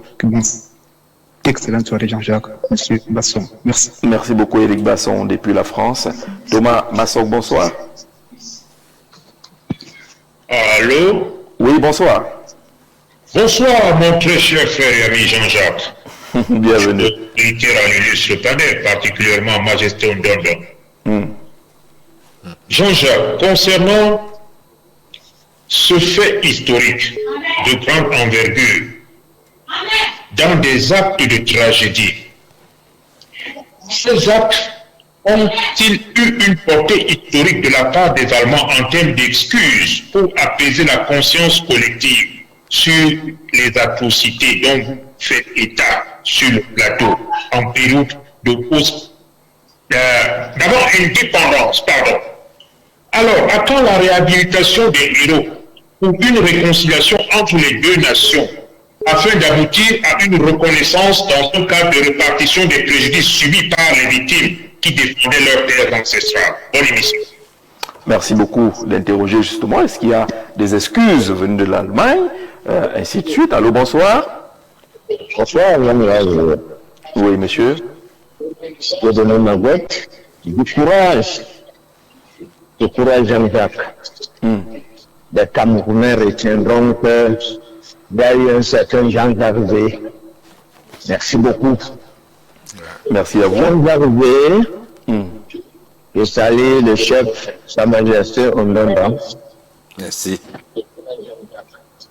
Je lui demande personnellement, en ma qualité d'aîné, de rapporter ça à son gouvernement, à notre gouvernement de la République. Parce que moi, je n'attends rien de ce genre. Il y a un monsieur qui a parlé d'Aïdo, mort le 30 novembre 1989. Le corps d'Aïdo est encore au Sénégal. Et je félicite les fils de l'Est du courage à ces courageux chercheurs. Les corps de nos chefs sont encore là hors du Cameroun après 66 ans d'indépendance. Parce qu'on doit taire tous ceux qui ont battu, qui se sont sacrifiés pour notre pays. On doit taire les noms. Non. Dans Jarvé, du courage, jeune frère. Merci. Merci beaucoup à vous. Nous rappelons que nous sommes toujours en repérage avec Fribourg en Allemagne. On aura certainement les dernières informations sur la suite du séjour. On a appris qu'ils vont quitter Fribourg. Malheureusement, ils vont rentrer au Cameroun sans escorter les cercueils qu'on a vus et les restes des corps de ces rois assassinés dans notre pays et dont on parlait de ces pages de l'histoire qui sont soit oubliées volontairement, soit ignorées totalement. Allô, bonsoir. Bonsoir, cher René Jean-Jacques. Oui, bienvenue. On vous écoute, monsieur. Alors, déjà, j'appelle pour vous adresser mes sincères félicitations parce que ce que je suis en train de voir à la télé est vraiment merveilleux. Je suis un digne fils de Doumé et savoir que les corps de nos chefs vont revenir dans notre territoire national, c'est une grande fierté pour le peuple Baka. Donc, vraiment, aller de l'avant, ce que vous faites est énorme, d'abord pour le Cameroun et particulièrement pour le peuple de l'Est. Donc, c'est ce que je tenais à vous dire. Félicitations, cher René, et continuez ainsi. Merci beaucoup. Vous voyez qu'à Doumé, où se sont déroulés la plupart de ces massacres, il y a des jeunes comme ça qui découvrent. Tout le monde parle de Doumé, attention, Doumé station, on voit un grand fortin qui doit porter une histoire, mais qui n'est même pas enseigné au fils de Doumé. On va aller au Bénin, c'est ça, je crois. Allô, bonsoir. Bonsoir, monsieur. Oui, bienvenue. Ouais, je vous appelle depuis Cotonou, c'est monsieur Aïnda. Depuis Cotonou, monsieur Aïnda, on vous écoute. Ok. J'aimerais féliciter monsieur Jean-Jacques Zé. Merci.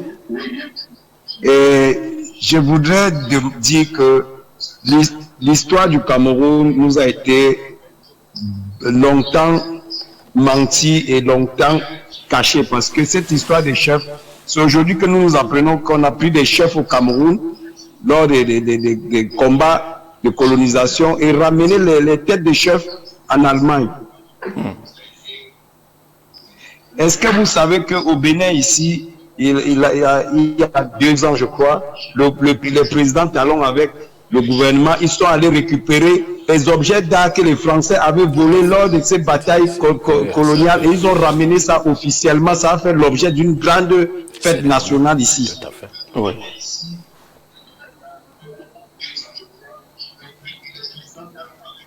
Donc, nous demandons à nos autorités générales de prendre les devants.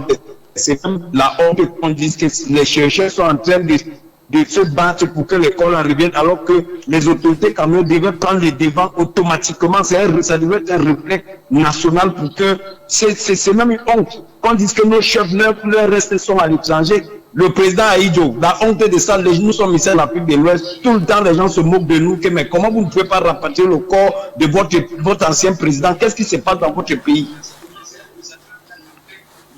D'accord.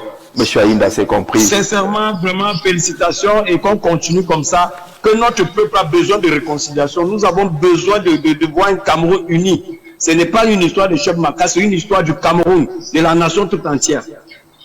Merci beaucoup, monsieur Aïnda. Depuis Cotonou au Bénin pour cette intervention. Alors, on va prendre 2 ou 3 personnes encore. Vous allez souffler. Oui, qu'on fasse intervenir un maximum de Camerounais. Allô, bonsoir. Oui, bonsoir. Bonsoir, Jean-Jacques Zé. Oui, monsieur, bonsoir. Comment vous appelez?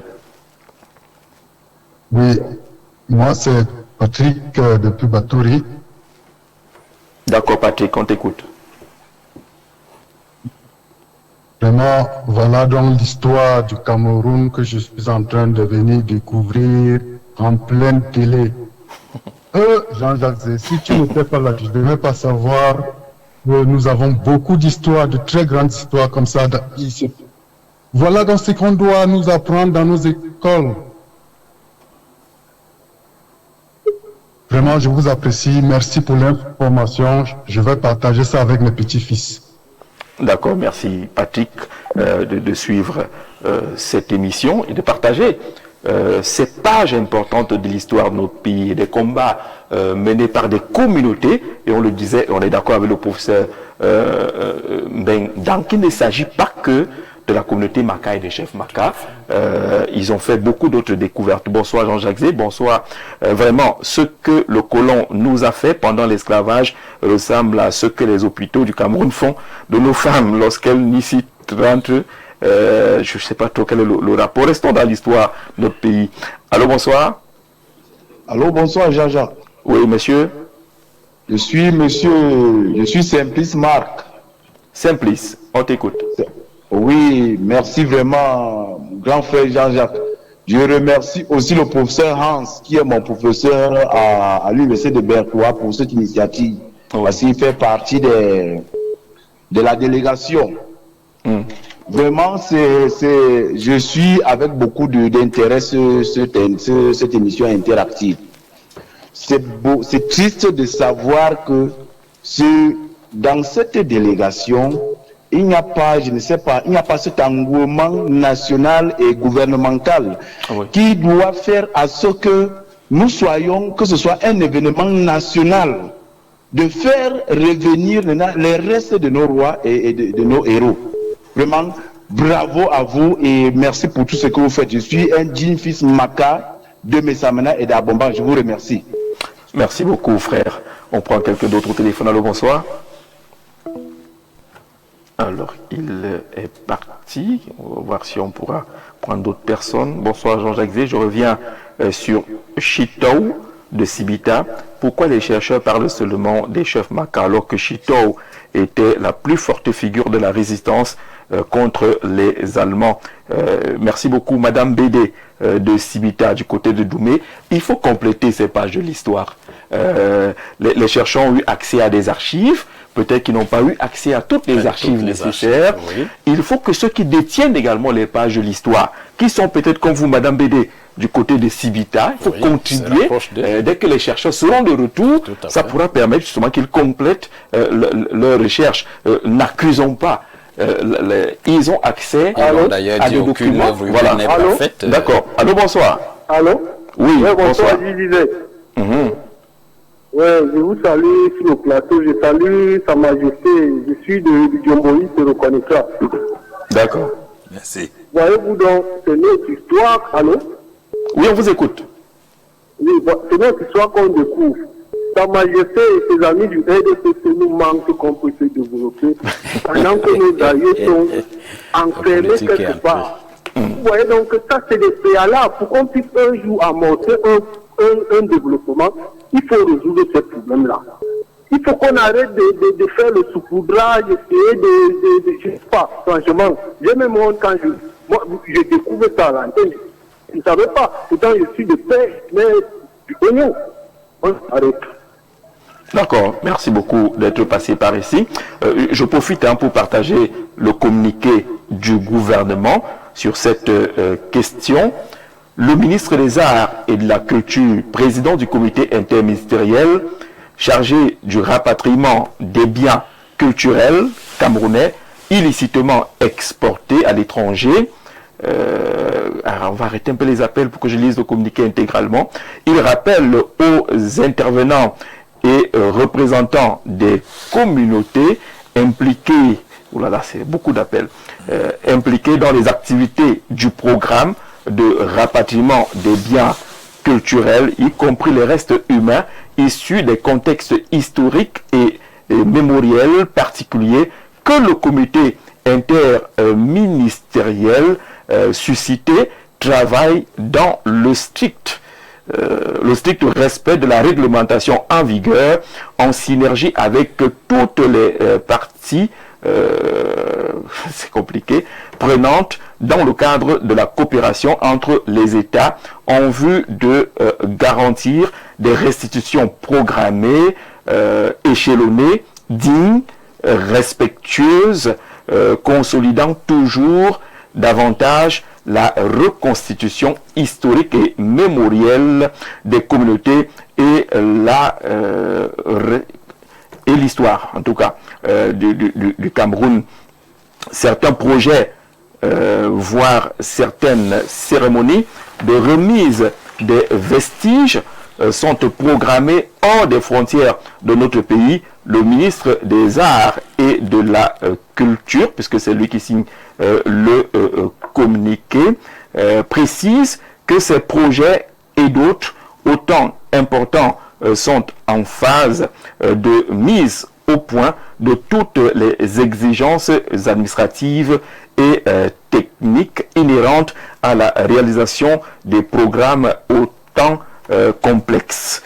Le ministre dit à cet effet, tous les partenaires concernés sont appelés à éviter de fixer des échéances butoirs unilatérales qui engagent le gouvernement du Cameroun sans concertation préalable et de continuer à travailler en collaboration avec le comité interministériel cité supra et toutes les institutions compétentes. C'est signé le ministre Bidumpat. Voilà le communiqué rendu public le 9 juillet dernier qui dit qu'il y a des programmations qui ont été faites et que les concertations inhérentes n'ont pas été faites. Il y a un comité interministériel qui existe dans notre pays et qui s'occupe du rapatriement des biens et autres, y compris les restes humains issus des contextes historiques et mémoriels particuliers. Peut-être pour dire à la délégation qui s'est rendue du côté de l'Allemagne qu'il y a eu des pages ou des étapes qui n'ont pas été respectées dans cette démarche-là. Mais revenons à ce qu'on a entendu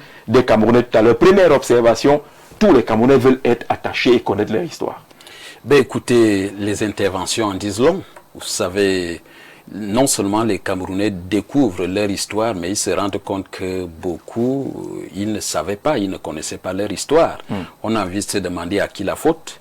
Mais il faut d'ores et déjà dire que mieux vaut tard que jamais. C'est la raison pour laquelle j'étais en train de féliciter déjà les chercheurs. Vous savez, dans la société camerounaise, c'est des secteurs pas très valorisés. Quand on dit de vous que vous êtes chercheur, la première question c'est qu'est-ce que vous cherchez? Vous avez découvert quoi? Et ainsi de suite.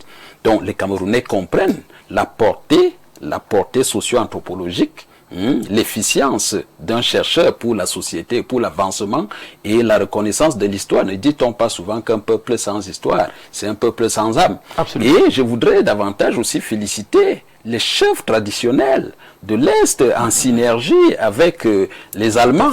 Vous savez, un ensemble, il faut que les gens comprennent bien l'origine de cette histoire. C'est que un ensemble de pays de la communauté européenne dont l'histoire, la mauvaise histoire ou alors l'histoire de la colonisation leur colle à la peau, ont décidé de se débarrasser d'un certain nombre d'actifs historiques et mémoriels qui sont dans leurs musées et dans leurs universités. Et le Bénin en a reçu, le Cameroun, vous voyez, l'Allemagne est en train de faire un appel de balle au Cameroun. Et il faut donc que les uns et les autres comprennent que les pays européens comprennent que la colonisation qu'ils ont menée a été, fondamentalement mal passée, et elle devient ce qu'on appelle une blessure historique qui est encore béante et qui a de la peine à guérir. Et pour la guérir, il faut commencer quelque part. Et vous comprenez pourquoi même les populations camerounaises, et surtout celles de l'Est, il faut les féliciter. Pourquoi? Parce que ils restent dans une attente rationnelle, mais ils restent aussi dans une curiosité socio-anthropologique qui les amène à vouloir non seulement connaître leur histoire, à la découvrir, mais à chercher aussi à apprendre, mais surtout à réapprendre. Puisqu'il s'agit non seulement d'une histoire écrite, on ne va pas dire qu'elle est tronquée, mais elle est caricaturée, mais une histoire qui mérite d'être réécrite parce qu'elle intègre de nouvelles réalités. Vous comprenez que, comme on ne peut pas dire à un État qu'il se trompe, on préfère évoquer donc le concept de l'oubli historique. Pourquoi? Parce que aucune œuvre humaine n'étant parfaite, on considère que certainement à un moment donné de l'histoire consciente du Cameroun, il y a eu non pas des tromperies, mais certainement l'oubli. Mais il y a aussi un aspect fondamental à prendre en considération dans ce phénomène. Vous comprenez que les Camerounais, quel que soit là où ils se trouvent, sont touchés dans leur tréfonds, au tréfonds de leur cœur. Ils sont touchés, pourquoi? Parce que, rappelez-vous de ce que disait Birago Diop, les morts ne sont pas morts. Voyez, il y a toujours l'esprit de nos ancêtres, quel que soit là où ils se trouvent, qu'ils soient en prison quelque part, cet esprit qui est en parfaite synergie, en parfaite symbiose, en parfaite osmose avec la population. Comprenez qu'on peut attendre 100 ans et même plus, mais il arrivera que les esprits soient en parfaite synergie et que les âmes ou alors les restes des rois retrouvent leur case de départ. Il faut donc saluer cette équipe qui nous a conduit à cette réalité. Certainement, il y a d'autres réalités à découvrir. Ça voudrait dire quoi? Ça voudrait dire que les historiens camerounais, mais certainement aussi l'État camerounais, ils ont beaucoup à faire. Ils ont non seulement beaucoup à faire, mais surtout le volet communicationnel. Et nous sommes là dans le volet communicationnel pour que les uns et les autres se rendent compte que l'activité scientifique est différente de l'activité diplomatique et que les services étatiques en charge de ce genre d'activité, qu'ils soient dynamiques, mais certainement qu'il y ait une communication, parce que lorsqu'une démarche est entreprise de façon unilatérale et qu'elle n'épouse pas les méandres des contours de l'État, vous comprenez qu'on a l'impression qu'on va retarder quelque chose, alors qu'en fait, en saisissant l'État de façon conventionnelle, tout se passerait dans l'ordre. C'est peut-être la raison pour laquelle on peut exonérer les chercheurs qui n'ont pas su apprécier. On va retrouver justement ces chercheurs-là qui sont du côté de l'Allemagne. Le professeur Mbengdan Hans est connecté, il est en ligne depuis Fribourg, du côté de l'Allemagne. Alors on a entendu le professeur tout à l'heure, certaines dire que vous avez par exemple dans les numérations de ces chefs oublié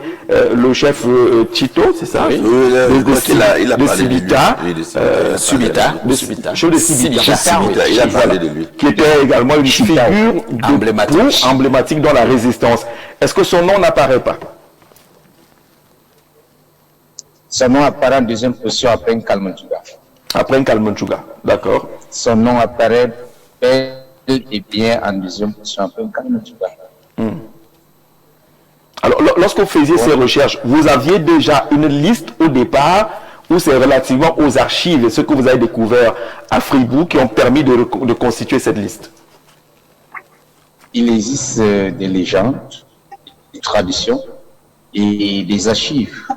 Il y a tout un document intitulé à l'acte d'absence qui est une recherche menée par l'équipe du professeur Abel Ngwafou et qui donne au niveau des expéditions et de ceux qui sont qui ont été tués une liste de chefs de 1910 et les différentes archives que nous avons pu collecter, étudier,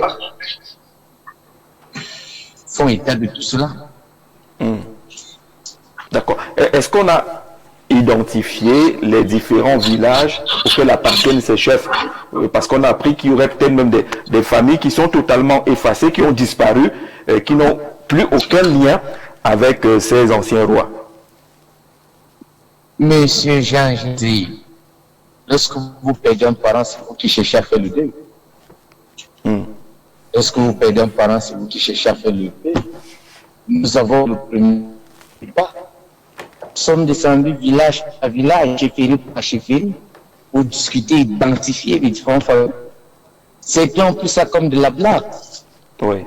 Qui n'ont pas cru. D'autres ont inventé des histoires. Nous taxons de tout oiseau, hein? Nous prêtons même les intrigues, oui. Alors que nous faisons devoir la communauté, nous faisons devoir la recherche. Vous vous souvenez, lors de notre retour l'année dernière, au mois de mars, nous avons été victimes de plusieurs campagnes, de calomnies, de cabales. Hein? Malgré cela, nous avons refait le tour. Hein, pour faire l'immersion le 15 mai 2025 avec le professeur Abel. Nous sommes allés à Zibida, nous sommes allés à Mboma, nous sommes allés à Ngelmendouka, nous sommes allés à Batouri, nous sommes allés partout. Et que le 16 mai, une table ronde où étaient conviés tous les chefs. Combien sont venus? Nous avons convié les chefs à Tchok, combien sont venus? Or, modestement, nous avons mis à leur disposition ne serait-ce qu'une petite motivation pour payer le transport. Le maire Yves Bach a mis gracieusement son hôtel à notre disposition. Il a logé toutes les délégations. Nous avons fait notre part. Nous sommes allés auprès, mais on a été incompris. Parce que nous n'avons pas une position sociale. Nous ne descendons pas avec des voitures ou des Pajero. Nous n'avons donc pas été crus. Mais seules les archives nous ont donné raison aujourd'hui. Et c'est ce qui est essentiel, professeur. C'est ça qui est essentiel. Bendan, merci de la patience. Vous pouvez causer avec le patriarche Foudou. Allô? Oui, Majesté. Pour causer avec le patriarche Foudou. Il est à côté, Sa Majesté Foudou? Oui, Jean-Jacques, je suis juste à côté. Majesté, bonsoir et merci d'être des nôtres. Tout le Cameroun vous écoute en ce moment précis. Quel est votre sentiment après avoir assisté à cette mise en bière de ces rois assassinés et déportés? Mon fils Jean-Jacques, pour vous dire, je suis soulagé. Je me sens dans un autre monde. Je me sens très proche d'être assassiné par les Allemands en 1910. Et donc mon grand-père me parlait toujours dans nos échanges. Aujourd'hui et depuis l'année dernière, j'ai accepté faire ce voyage, j'ai accepté faire cet itinéraire et aujourd'hui je sens que je suis proche et que je suis avec ses ancêtres. Qu'est-ce que ça représente pour vous, chef, et pour le Cameroun? Pour moi, un devoir de mémoire. Beaucoup de générations sont passées. La génération de mon grand-père, la génération de nos pères, la génération de nos aînés, et rien n'a jamais été fait. Je dis bien rien. Si aujourd'hui, c'est à notre jeune génération qu'incombe ce devoir de mémoire, vous pouvez vous imaginer. C'est pour cela que, personnellement, je ne peux reculer devant aucun obstacle, devant aucune difficulté. Même étant malade, même étant souffrant, je vais en Allemagne. Je suis allé en Allemagne. On a fait la lecture, on a fait la mise en bière. On en fait une grande messe solennelle avec plus de 3 convives et le vice-recteur m'avoue encore que ça fait 10 ans qu'aucune cérémonie ne s'est faite dans cette chapelle. Et cette levée de corps avec autant de monde, c'est comme une résurrection. Parce que même les Chinois sont venus nous assister. Même les Africains du Nord et autres sont venus nous assister. Vous pouvez vous imaginer comment nous, petits macas de chez toi, pouvons nous sentir autour de ce monde, autour de ces frères du monde. Donc pour le monde, nous savons que c'est un nouveau départ. Nous voulons que la vraie histoire soit écrite. Celle des macas doit être connue. Oui. Alors, à quel niveau il y a la rupture dans la relation de ces histoires? Pourquoi est-ce qu'on n'en parle pas? Est-ce qu'il fallait attendre les livres? Est-ce que ce n'est pas nos grands-parents qui ont manqué de nous enseigner déjà cette histoire? Bien, Jean-Jacques, je vais vous dire une chose. Je suis un initié traditionnel. Et je peux dire que notre communauté traîne une trahison. Ces héros, ces combattants, ces résistants macas ont été trahis par leurs frères pour que le colon allemand réussisse à les exécuter. C'étaient des hommes invulnérables. Invulnérables. Ils pouvaient disparaître comme par enchantement devant une colonne de soldats. On ne pouvait pas savoir ce qu'il est devenu. Soit un arbre ou un animal ou alors l'air pur. Mais leurs frères les ont trahis. C'est pour cela que je dis, nous, cette génération, devons demander pardon. Oui, si nous ne le faisons pas, nos enfants ne pourront pas le faire.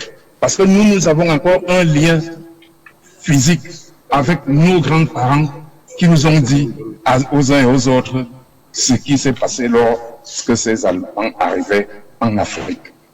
Donc, nous avons un devoir vis-à-vis de nos ancêtres, vis-à-vis de nous-mêmes, vis-à-vis des générations à venir. Le prof l'a dit, regardez un peu la physionomie de nos grandes villes, dans le Oignon par exemple. Prenez Ngelmanduka, prenez Abomban, prenez Doumé, prenez Lomé, prenez Messambenage, j'en passe. Vous allez voir, est-ce que nous ne faisons pas d'efforts? Est-ce que nous n'avons pas un potentiel? Tout simplement parce que traditionnellement, nos ancêtres étaient encore captifs.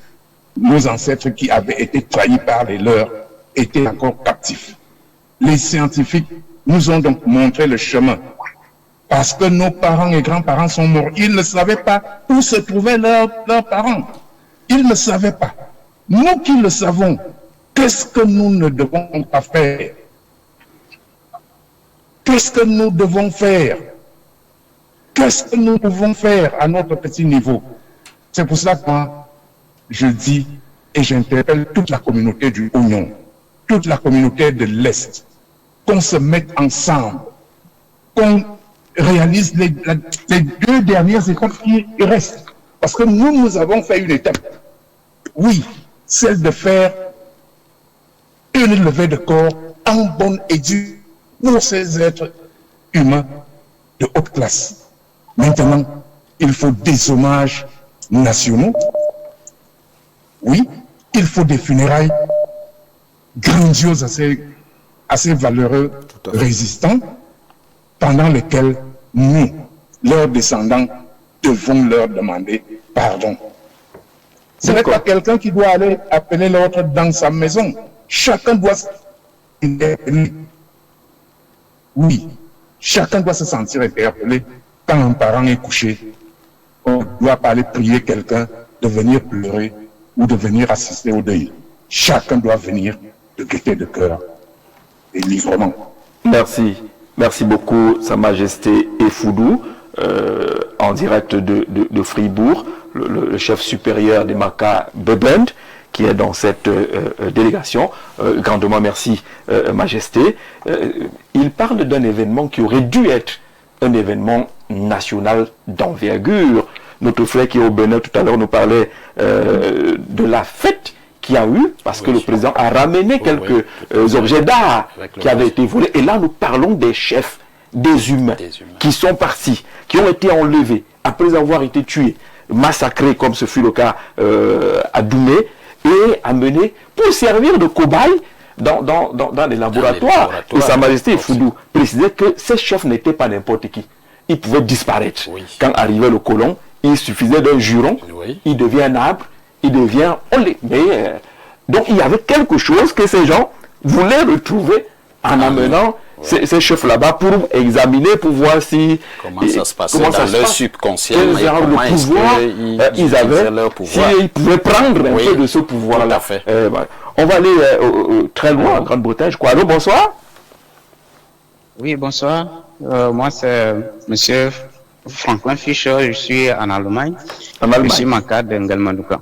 Oui. Ah, d'accord. Bonsoir, frère. Bonsoir. On t'écoute.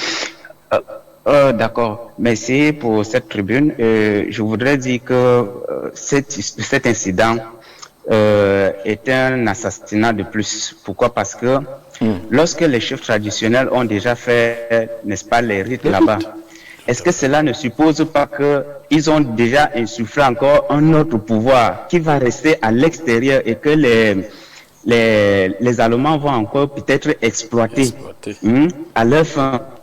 À partir du moment où notre gouvernement ne prend pas cette histoire au sérieux, est-ce que cela ne nous ridiculise pas ou bien alors ne nous fragilise non plus culturellement? Parce que je vois là aussi, c'est encore un double assassinat qu'on est en train de vivre à notre époque-ci. Donc c'est encore une autre colonisation que nous sommes en train de revivre à Mondovision. Donc c'était un peu dans ce sens-là que je voulais apporter ma contribution. Merci. Merci beaucoup ce frère depuis l'Allemagne. Il dit quand même qu'il y a eu ces rites traditionnels. Est-ce qu'on va laisser ça encore longtemps là-bas en Allemagne? En Allemagne. Est-ce que ce n'est pas un aveu de faiblesse encore, ou alors exposer son propre patrimoine culturel et rituel? Donc, cela pose quand même à ce qu'on fasse vite. Cela pose un problème de célérité administrative. Donc, vous comprenez que si la célérité s'est avérée du côté de l'Allemagne, il faudrait que cette célérité soit aussi effective du côté du Cameroun pour qu'on ne perde pas un certain nombre de valeurs. Et ces valeurs qui, non seulement ont redoré le blason de ces chefs, parce que vous ne savez pas ce qui a pu faire en sorte qu'après plus de 100 ans, qu'on puisse remettre la main sur leur crâne et puis vous initier un projet de rapatriement. Et pourquoi on appellerait ça en football un contrôle orienté? Pourquoi uniquement ce contrôle orienté sur ces 6 chefs? Donc cela voudrait dire que fondamentalement, si on regarde, c'est la psychanalyse qui appelle cela l'adultomorphisme, si on regarde dans le vécu de ces chefs, c'était des chefs extrêmement puissants. Et leur aura est en train de survivre jusqu'à présent au point où les chercheurs n'ont pas de la peine à orienter leurs recherches vers eux et à développer un ensemble d'événements et de mécanismes qui participent à leur rapatriement. Mais il reste que, il faut d'ores et déjà, je fais chorus avec les citoyens, les réclamations des citoyens, de ce que la célérité qui s'est avérée, la célérité administrative qui s'est avérée du côté de l'Allemagne, que cette célérité soit aussi effective du côté du Cameroun. C'est d'autant plus que l'Allemagne et le Cameroun, en termes de rapports diplomatiques, les rapports sont au beau fixe et c'est des rapports excellents. Mais nous voudrions voir cette excellence de ces rapports se manifester aussi dans le rapatriement effectif, je ne dirais pas rapide, mais effectif, de ces 6 crânes de nos chefs. Parce que ça s'est passé dont l'aura plane encore sur l'univers. Parce que comment imaginer qu'après plus de 100 ans, qu'on puisse faire focus sur un ensemble de 6 chefs localisés dans un endroit et qui ont été massacrés, ou alors, on va pas dire cela comme ça, qui ont été enlevés. C'est-à-dire que on a ramené leur crâne. Certainement, c'était des chefs dont l'occidental ne comprenait pas le mécanisme de fonctionnement. Et c'était des êtres mythiques, mythologiques, anthologiques, au point où leur fonctionnement échappait à la rationalité occidentale. Et vous comprenez que c'était des êtres détenteurs d'une rationalité essentiellement africaine, si je ne voudrais pas dire camerounaise, et essentiellement fondamentale de l'Est, qu'il faudrait davantage reproblématiser et pérenniser. Et à partir de là, tous ces rites qui ont été faits du côté de l'Allemagne, il faudrait davantage que cela revienne très rapidement pour qu'on ne puisse plus reperdre à nouveau un certain ensemble de valeurs ritualiques, mais surtout de valeurs anthropologiques, mais de valeurs éducatives.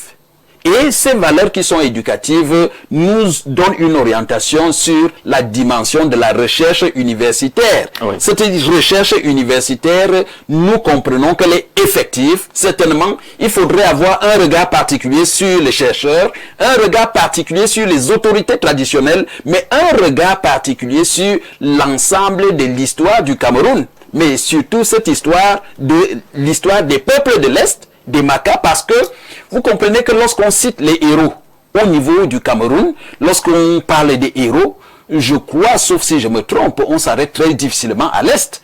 Vous comprenez que dans l'écriture... C'est Adolphe Ngossodi. Oui, on va au sud, on parle de Samba, on va à l'ouest, à Dolmier, on vient au centre, on parle de Kounyobé, on parle ici, là, à Yaoundé. Vous comprenez on parle de Charlatagana et on va au littoral et autres, parfois on va même au nord, mais on n'a pas encore fait ce feedback du côté de l'Est.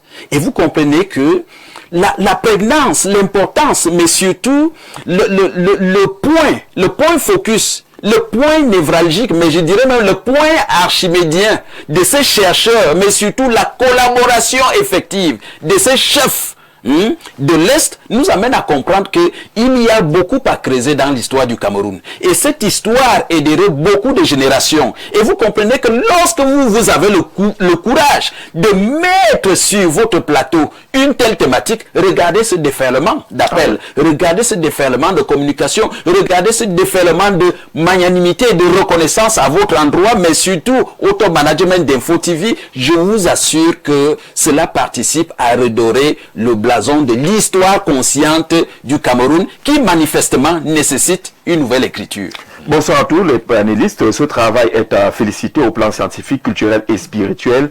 Il est important que l'étude se poursuive afin qu'on sache ce qui a été enlevé sur ces guerriers, ce qui a été fait et ce qui reste, dit ce qui a été enlevé de ces guerriers. On comprend un peu entre les lignes ce qu'il est en train de vouloir dire par là. Bonsoir et surtout très bonne émission à vous et à votre panel Jean-Jacques Zé. 621 ans après les restes de ces Camerounais rois qu'ils étaient reviennent aujourd'hui au Cameroun. Ceci voudrait dire que les restes de l'ancien président du Cameroun et son épouse et même de leur finiront un jour par revenir au berceau de nos ancêtres, pour ne parler que d'eux. Ce qui voudrait dire également qu'en quelque sorte, que quelle que soit la durée de la nuit, le jour finit toujours par se lever, et c'est une très belle initiative de ceux et celles qui se sont mis à l'œuvre pour ce travail. C'est Onana Edinga Louis depuis Yaoundé au quartier Abattoir qui participe à sa manière à ce programme. Bonsoir, mes sincères félicitations pour la programmation d'aujourd'hui. Ma préoccupation, les Allemands se sont servis en exploitant et récupérant les forces mystiques de nos ancêtres. Ils ramènent tous ces crânes comme ils les avaient, qu'ils ramènent ces crânes comme ils les avaient volés, indique notre frère allemand qui a contribué. Il y a encore beaucoup d'autres réactions de ce côté-là. Bonsoir Jean-Jacques, bonsoir. L'histoire du Cameroun est tellement riche, mais je n'arrive pas à comprendre pourquoi elle n'est pas suffisamment enseignée à nos jeunes enfants qui sont les Camerounais de demain. J'invite tous les Camerounais à la salle Citabela le 18 juillet pour une séance de visionnage sur un héros camerounais, Manimbem Tombi, le lion noir Banen. Merci ARL depuis Ndikilimiki. Vous dites que le rendez-vous c'est le 18 juillet à la salle Citabela. C'est très important ce genre d'initiative également qu'on salue. N'oubliez pas de passer par ici pour qu'on fasse également une thématique autour, qu'on découvre qui était également ce héros. Bonsoir. soir. Jean-Jacques, vraiment courage. Enfin, nous découvrons beaucoup de choses qu'on ne connaissait pas, au lieu de nous pourrir les oreilles avec les querelles MRC, Willy Mungue. Pourquoi Willy Mungue prend une balle perdue maintenant ce soir? Produisez des émissions comme ça, merci. Et là, je découvre aussi que mon chef à l'ouest Cameroun est enterré à Conakry, Emmanuel de Yaoundé. C'est Jude Netedissé qui nous a fait cette révélation tout à l'heure. Les filières allemands dans nos universités peuvent beaucoup pour les rapatriements. Le prof Ngwafo dans cette délégation est beaucoup exploitable. C'est un professeur d'allemand, Arnold Achan. Vous comprenez pourquoi il est dans cette délégation. On a prouvé que ces chercheurs n'étaient pas seulement les fils de l'Est. Les scientifiques des universités ont pris à bras le corps des Camerounais une thématique camerounaise. De valoriser une histoire qui a été négligée et de la remettre au centre des débats. Et certainement, à Mondou Vision, on découvre qu'on a des atouts, certainement des atouts oubliés. D'accord. Alors, quelqu'un pose une question. Je ne sais pas si le professeur Mbeng est encore en ligne, s'il nous écoute encore. Parce qu'il a mentionné qu'il y a 10 chefs qui avaient été tués à Doumé. Et la liste qu'on a, c'est 6. Que s'est-il passé? Certains avaient été enterrés sur place ou alors... voilà. Alors, la question adressée à mon cher aîné professeur Mbeng est celle de savoir où sont passés les 4 autres à Loulé Serge depuis Sibita du côté de Doumé. Alors, on espère que, professeur, quand vous reviendrez, il y aura un autre colloque et que cela là sera suivi parce que le premier colloque a été boudé. Les gens ne comprenaient pas votre histoire là d'aller chercher les crânes à gauche et à droite, pourtant c'est là. Oui. Il n'est même pas exclu que ces crânes dérangent un peu les Allemands, d'où la facilité à vite les libérer. Donc, parce qu'il faut faire beaucoup d'analyses pour comprendre la célérité avec laquelle... On a écouté tout à l'heure, Majesté, le professeur dit qu'on a fait notre part. Les chercheurs ont fait leur part. Les chefs traditionnels, ils sont allés, ils ont fait les rites de ce côté-là. Ça veut dire qu'il y a une part qui doit absolument être activée. Oui, il y a une part qui doit être nécessairement activée. Pourquoi? C'est parce que lorsque les chefs traditionnels et les chercheurs, on ne sait pas, je l'ai dit dans une de mes communications, par quelle alchimie, quelle magie, on a pu arracher le consentement rapide des Allemands, étant donné que et qu'ils ont été très prompts, n'est-ce pas, très réconciliants, à restituer directement, n'est-ce pas, ces restes humains, alors que sur les ouvrages d'art, il y a beaucoup d'ouvrages d'art qui sont encore là-bas, et certains sont acceptés, certains sont en voie d'être reçus et d'autres non. Mais lorsque le problème des chefs traditionnels s'est posé, avec la position des chefs traditionnels qui sont déplacés pour aller là-bas, et les chercheurs, je crois que les autorités locales allemandes ont facilité, n'est-ce pas, c'est sûr que c'est la présence des chefs traditionnels ont facilité, n'est-ce pas, ces discussions et ont directement pensé que les chefs traditionnels devaient rentrer avec leurs frères, leurs ancêtres ici. Maintenant, comme je l'ai dit tout à l'heure, je crois que il reste que la part du gouvernement, étant donné que le ministre de la Culture a dit ce qu'il a dit, ça signifie que il y a une correspondance que l'ambassadeur du Cameroun qui est en Allemagne a envoyé aux autorités de l'université de Fribourg, pas de voie de réserve, je ne veux pas vous en parler ici, mais qui prouvait que les conditions n'étaient pas encore remplies du côté, n'est-ce pas, du gouvernement. Alors, de deux choses, mais surtout une chose, lorsque ceux qui sont partis, donc les chefs traditionnels et les chercheurs, lorsqu'ils seront de retour ici, ils ont déjà commencé, puisqu'ils ont dit, le professeur a dit qu'il a saisi le ministre des Arts, ça n'a pas suffi. Donc quand ils seront de retour, nous allons nous mettre, n'est-ce pas, à table, nous allons nous mettre à table et voir comment, n'est-ce pas, faire une démarche commune et rapide vis-à-vis du gouvernement, vis-à-vis du MINAC, MINAC, parce que c'est le MINAC qui est le porte-voix du gouvernement ici, et que on puisse, n'est-ce pas, acheminer assez rapidement ce que l'ensemble des populations du Cameroun attendent, ce que les fils de l'Est attendent, ce que les enfants du Haut-Nyon attendent, parce que on a réveillé, n'est-ce pas, la conscience communautaire, on a réveillé la conscience des peuples de l'Est, et même des peuples du Cameroun,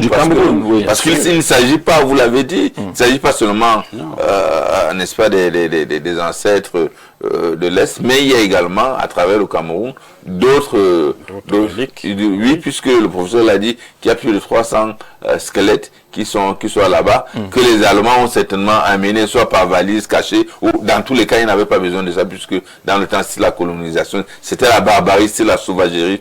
Ils ont fait ce qu'ils ont fait. Bon, maintenant, il faut que, quelqu'un l'a dit au début, est-ce qu'il y aura des problèmes liés, n'est-ce pas, aux réparations? Est-ce qu'il y aura des problèmes liés, n'est-ce pas, à certaines reconnaissances? Qu'est-ce qui peut être fait en termes de reconnaissance? Qu'est-ce qui peut être fait en termes d'indemnisation? Qu'est-ce qui peut être en termes d'excuses? Est-ce que sur le plan national, nous ne serons pas obligés, n'est-ce pas, de saisir à l'Assemblée, de faire voter à l'Assemblée une loi soit d'indemnisation, n'est-ce pas, de ceux qui ont, des familles qui ont été essorées, qui ont été sévrées. Oui. Est-ce que est-ce que ça ne pourra pas se faire? Donc il y a des pistes, il y a beaucoup de pistes, n'est-ce pas, de réflexion qui vont s'ouvrir. J'attends que la délégation qui est partie revienne. Nous allons nous mettre, n'est-ce pas, pieds d'eau avec tous ceux qui peuvent intervenir, parce que c'est quelque chose d'ouvert, c'est quelque chose qui concerne tout le monde. Tous ceux qui veulent apporter leur contribution à l'avancée, à l'évolution de ce problème, peuvent intervenir pour qu'on voit, n'est-ce pas, dans quelle mesure restituer la dignité à ce peuple qui a été pendant longtemps marginalisé sur le plan historique, et redonner, n'est-ce pas, relire l'histoire du Cameroun, réécrire l'histoire du Cameroun, et prendre en compte, n'est-ce pas, les héros nationaux qui sortent effectivement de cette partie de notre territoire. Je crois que c'est des choses extrêmement importantes et qu'il fallait effectivement que nous puissions poser sur la table. Et encore une fois, je vous remercie, vous et votre top management, pour cette possibilité, cette opportunité que vous nous avez offerte. Alors, on ne pourra pas lire tous vos messages, mais on va se constituer un peu en interface, en facilitateur, pour ceux qui voudront avoir les contacts des chercheurs ou des chefs traditionnels qui sont de ce côté. Sa Majesté est le président du comité local d'accueil, qui était à pied d'œuvre pour la journée de demain, si tout se passait comme c'était prévu, qu'il y ait cette journée. Même jusque-là, on se posait des questions. Est-ce que ce n'est pas minimaliste qu'on se regroupe 2, 3, 4 personnes à aller attendre? Ça devrait être une fête foraine, une très grande fête. Mais non seulement une fête, une commémoration. On devait appeler toutes les communautés, que ce soit fermement presque de toute la nation. Parce que notre savez, sans vous arrêter, ça passe toujours par là. Sans vous arrêter, on devait effectivement appeler, que ce soit au musée national, que ce soit à l'aéroport, n'est-ce pas, toutes nos communautés, pas seulement les communautés ECAN, ou pas seulement les communautés, n'est-ce pas, toutes nos communautés, nos responsables, nos frères de l'Ouest, nos frères du Sud-Ouest. Donc ça devait être une très grande fête organisée avec un protocole bien élaboré, un cortège bien organisé. C'est tout ça qui devait, n'est-ce pas, participer à la solennité, n'est-ce pas, de l'événement et à la réhumanisation, n'est-ce pas, de nos chefs qui sont de nos ancêtres. C'est un événement national. Je voudrais davantage cette solennité est fondamentale. Oui, je voudrais davantage féliciter le point focal, Sa Majesté Ondondo. Pourquoi? Parce que, vous savez, être leader, c'est pas facile. Un leader, c'est quelqu'un qui converge non seulement les âmes, mais aussi les personnes physiques. Et ce n'est pas facile.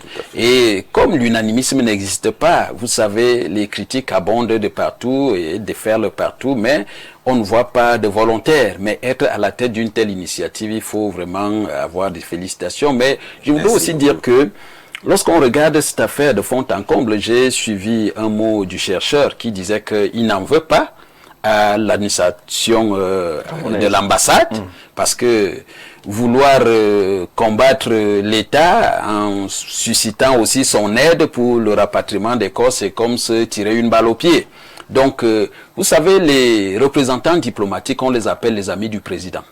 Vous voyez, donc vous ne pouvez pas vouloir rapatrier des corps qui viennent dans une valise diplomatique et vous mettre dos à dos avec les amis du président.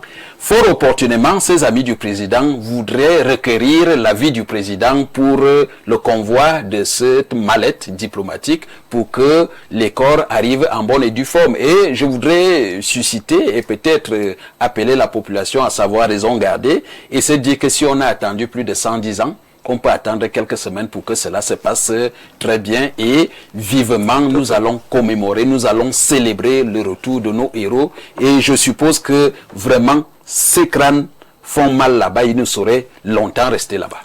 D'accord, dans tous les cas là-bas du côté du gouvernement aujourd'hui, nous savons où sont ces chefs, ils ont déjà été libérés. Tout à fait. Parce que une mise en bière signifie qu'on vous remet. On vous remet le corps comme on le fait au village. Il n'y a pas de lever de mise en bière si on ne vous a pas remis. Maintenant, il faut que toutes les dispositions soient prises pour que ces crânes puissent rentrer, ces chefs puissent retourner dans leur terre natale.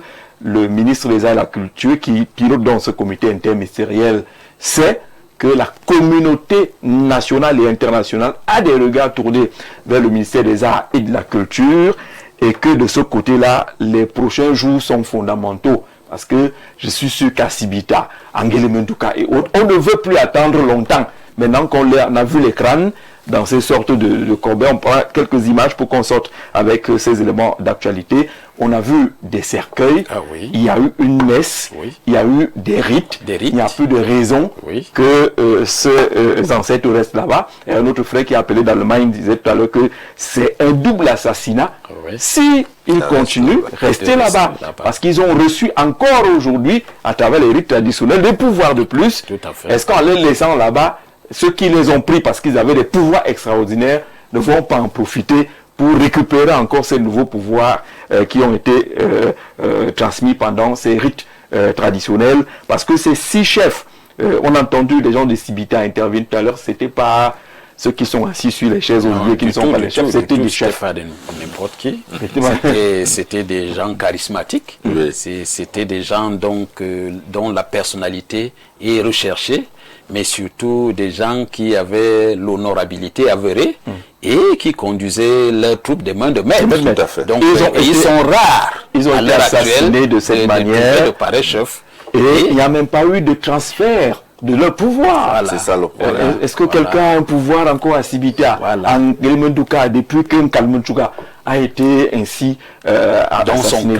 Le crâne a été transporté du Cameroun pour l'Allemagne et ça fait plus de 100 ans. Et ils qui ne sont pas cités dans les livres d'histoire. Donc on connaît tous les noms qui ont été cités, il n'y avait jamais le nom de c'est suffisamment curieux au point où même si on a fait la région de l'Est et on est enseigné par des enfants de l'Est, qu'on ne puisse même pas entendre un mot, un temps soit peu sortant de leur bouche, ça veut dire que autant l'histoire est ignorée par les natifs même de l'Est, elle est ignorée par la totalité de tous les Camerounais. Mais fondamentalement, nous voyons quelqu'un ou alors les acteurs de l'université de Fribourg qui nous rappellent de façon technique, de façon épistémologique que vous avez des crânes suffisamment valeureux, suffisamment valables, suffisamment reconnaissants et il faut les faire revenir chez vous parce que ça peut apporter ce que les économistes appellent une plus-value dans votre culture. Donc c'est très fondamental. On a terminé pour cette émission. On espère que on remettra ça avec le retour de la délégation des chercheurs et des chefs traditionnels. Peut-être qu'ils nous feront l'honneur de venir répondre à vos questions en direct. On a travaillé avec le comité local. Lorsqu'ils seront là, on proposera encore une autre émission. Eux-mêmes nous diront ce qu'ils ont vu et entendu de ce côté. On dit merci d'être venu échanger avec nous. Merci à vous qui avez regardé à la maison. Merci à ces millions d'internautes qui ont envoyé de nombreux messages à travers le monde. Très bonne soirée sur Info TV.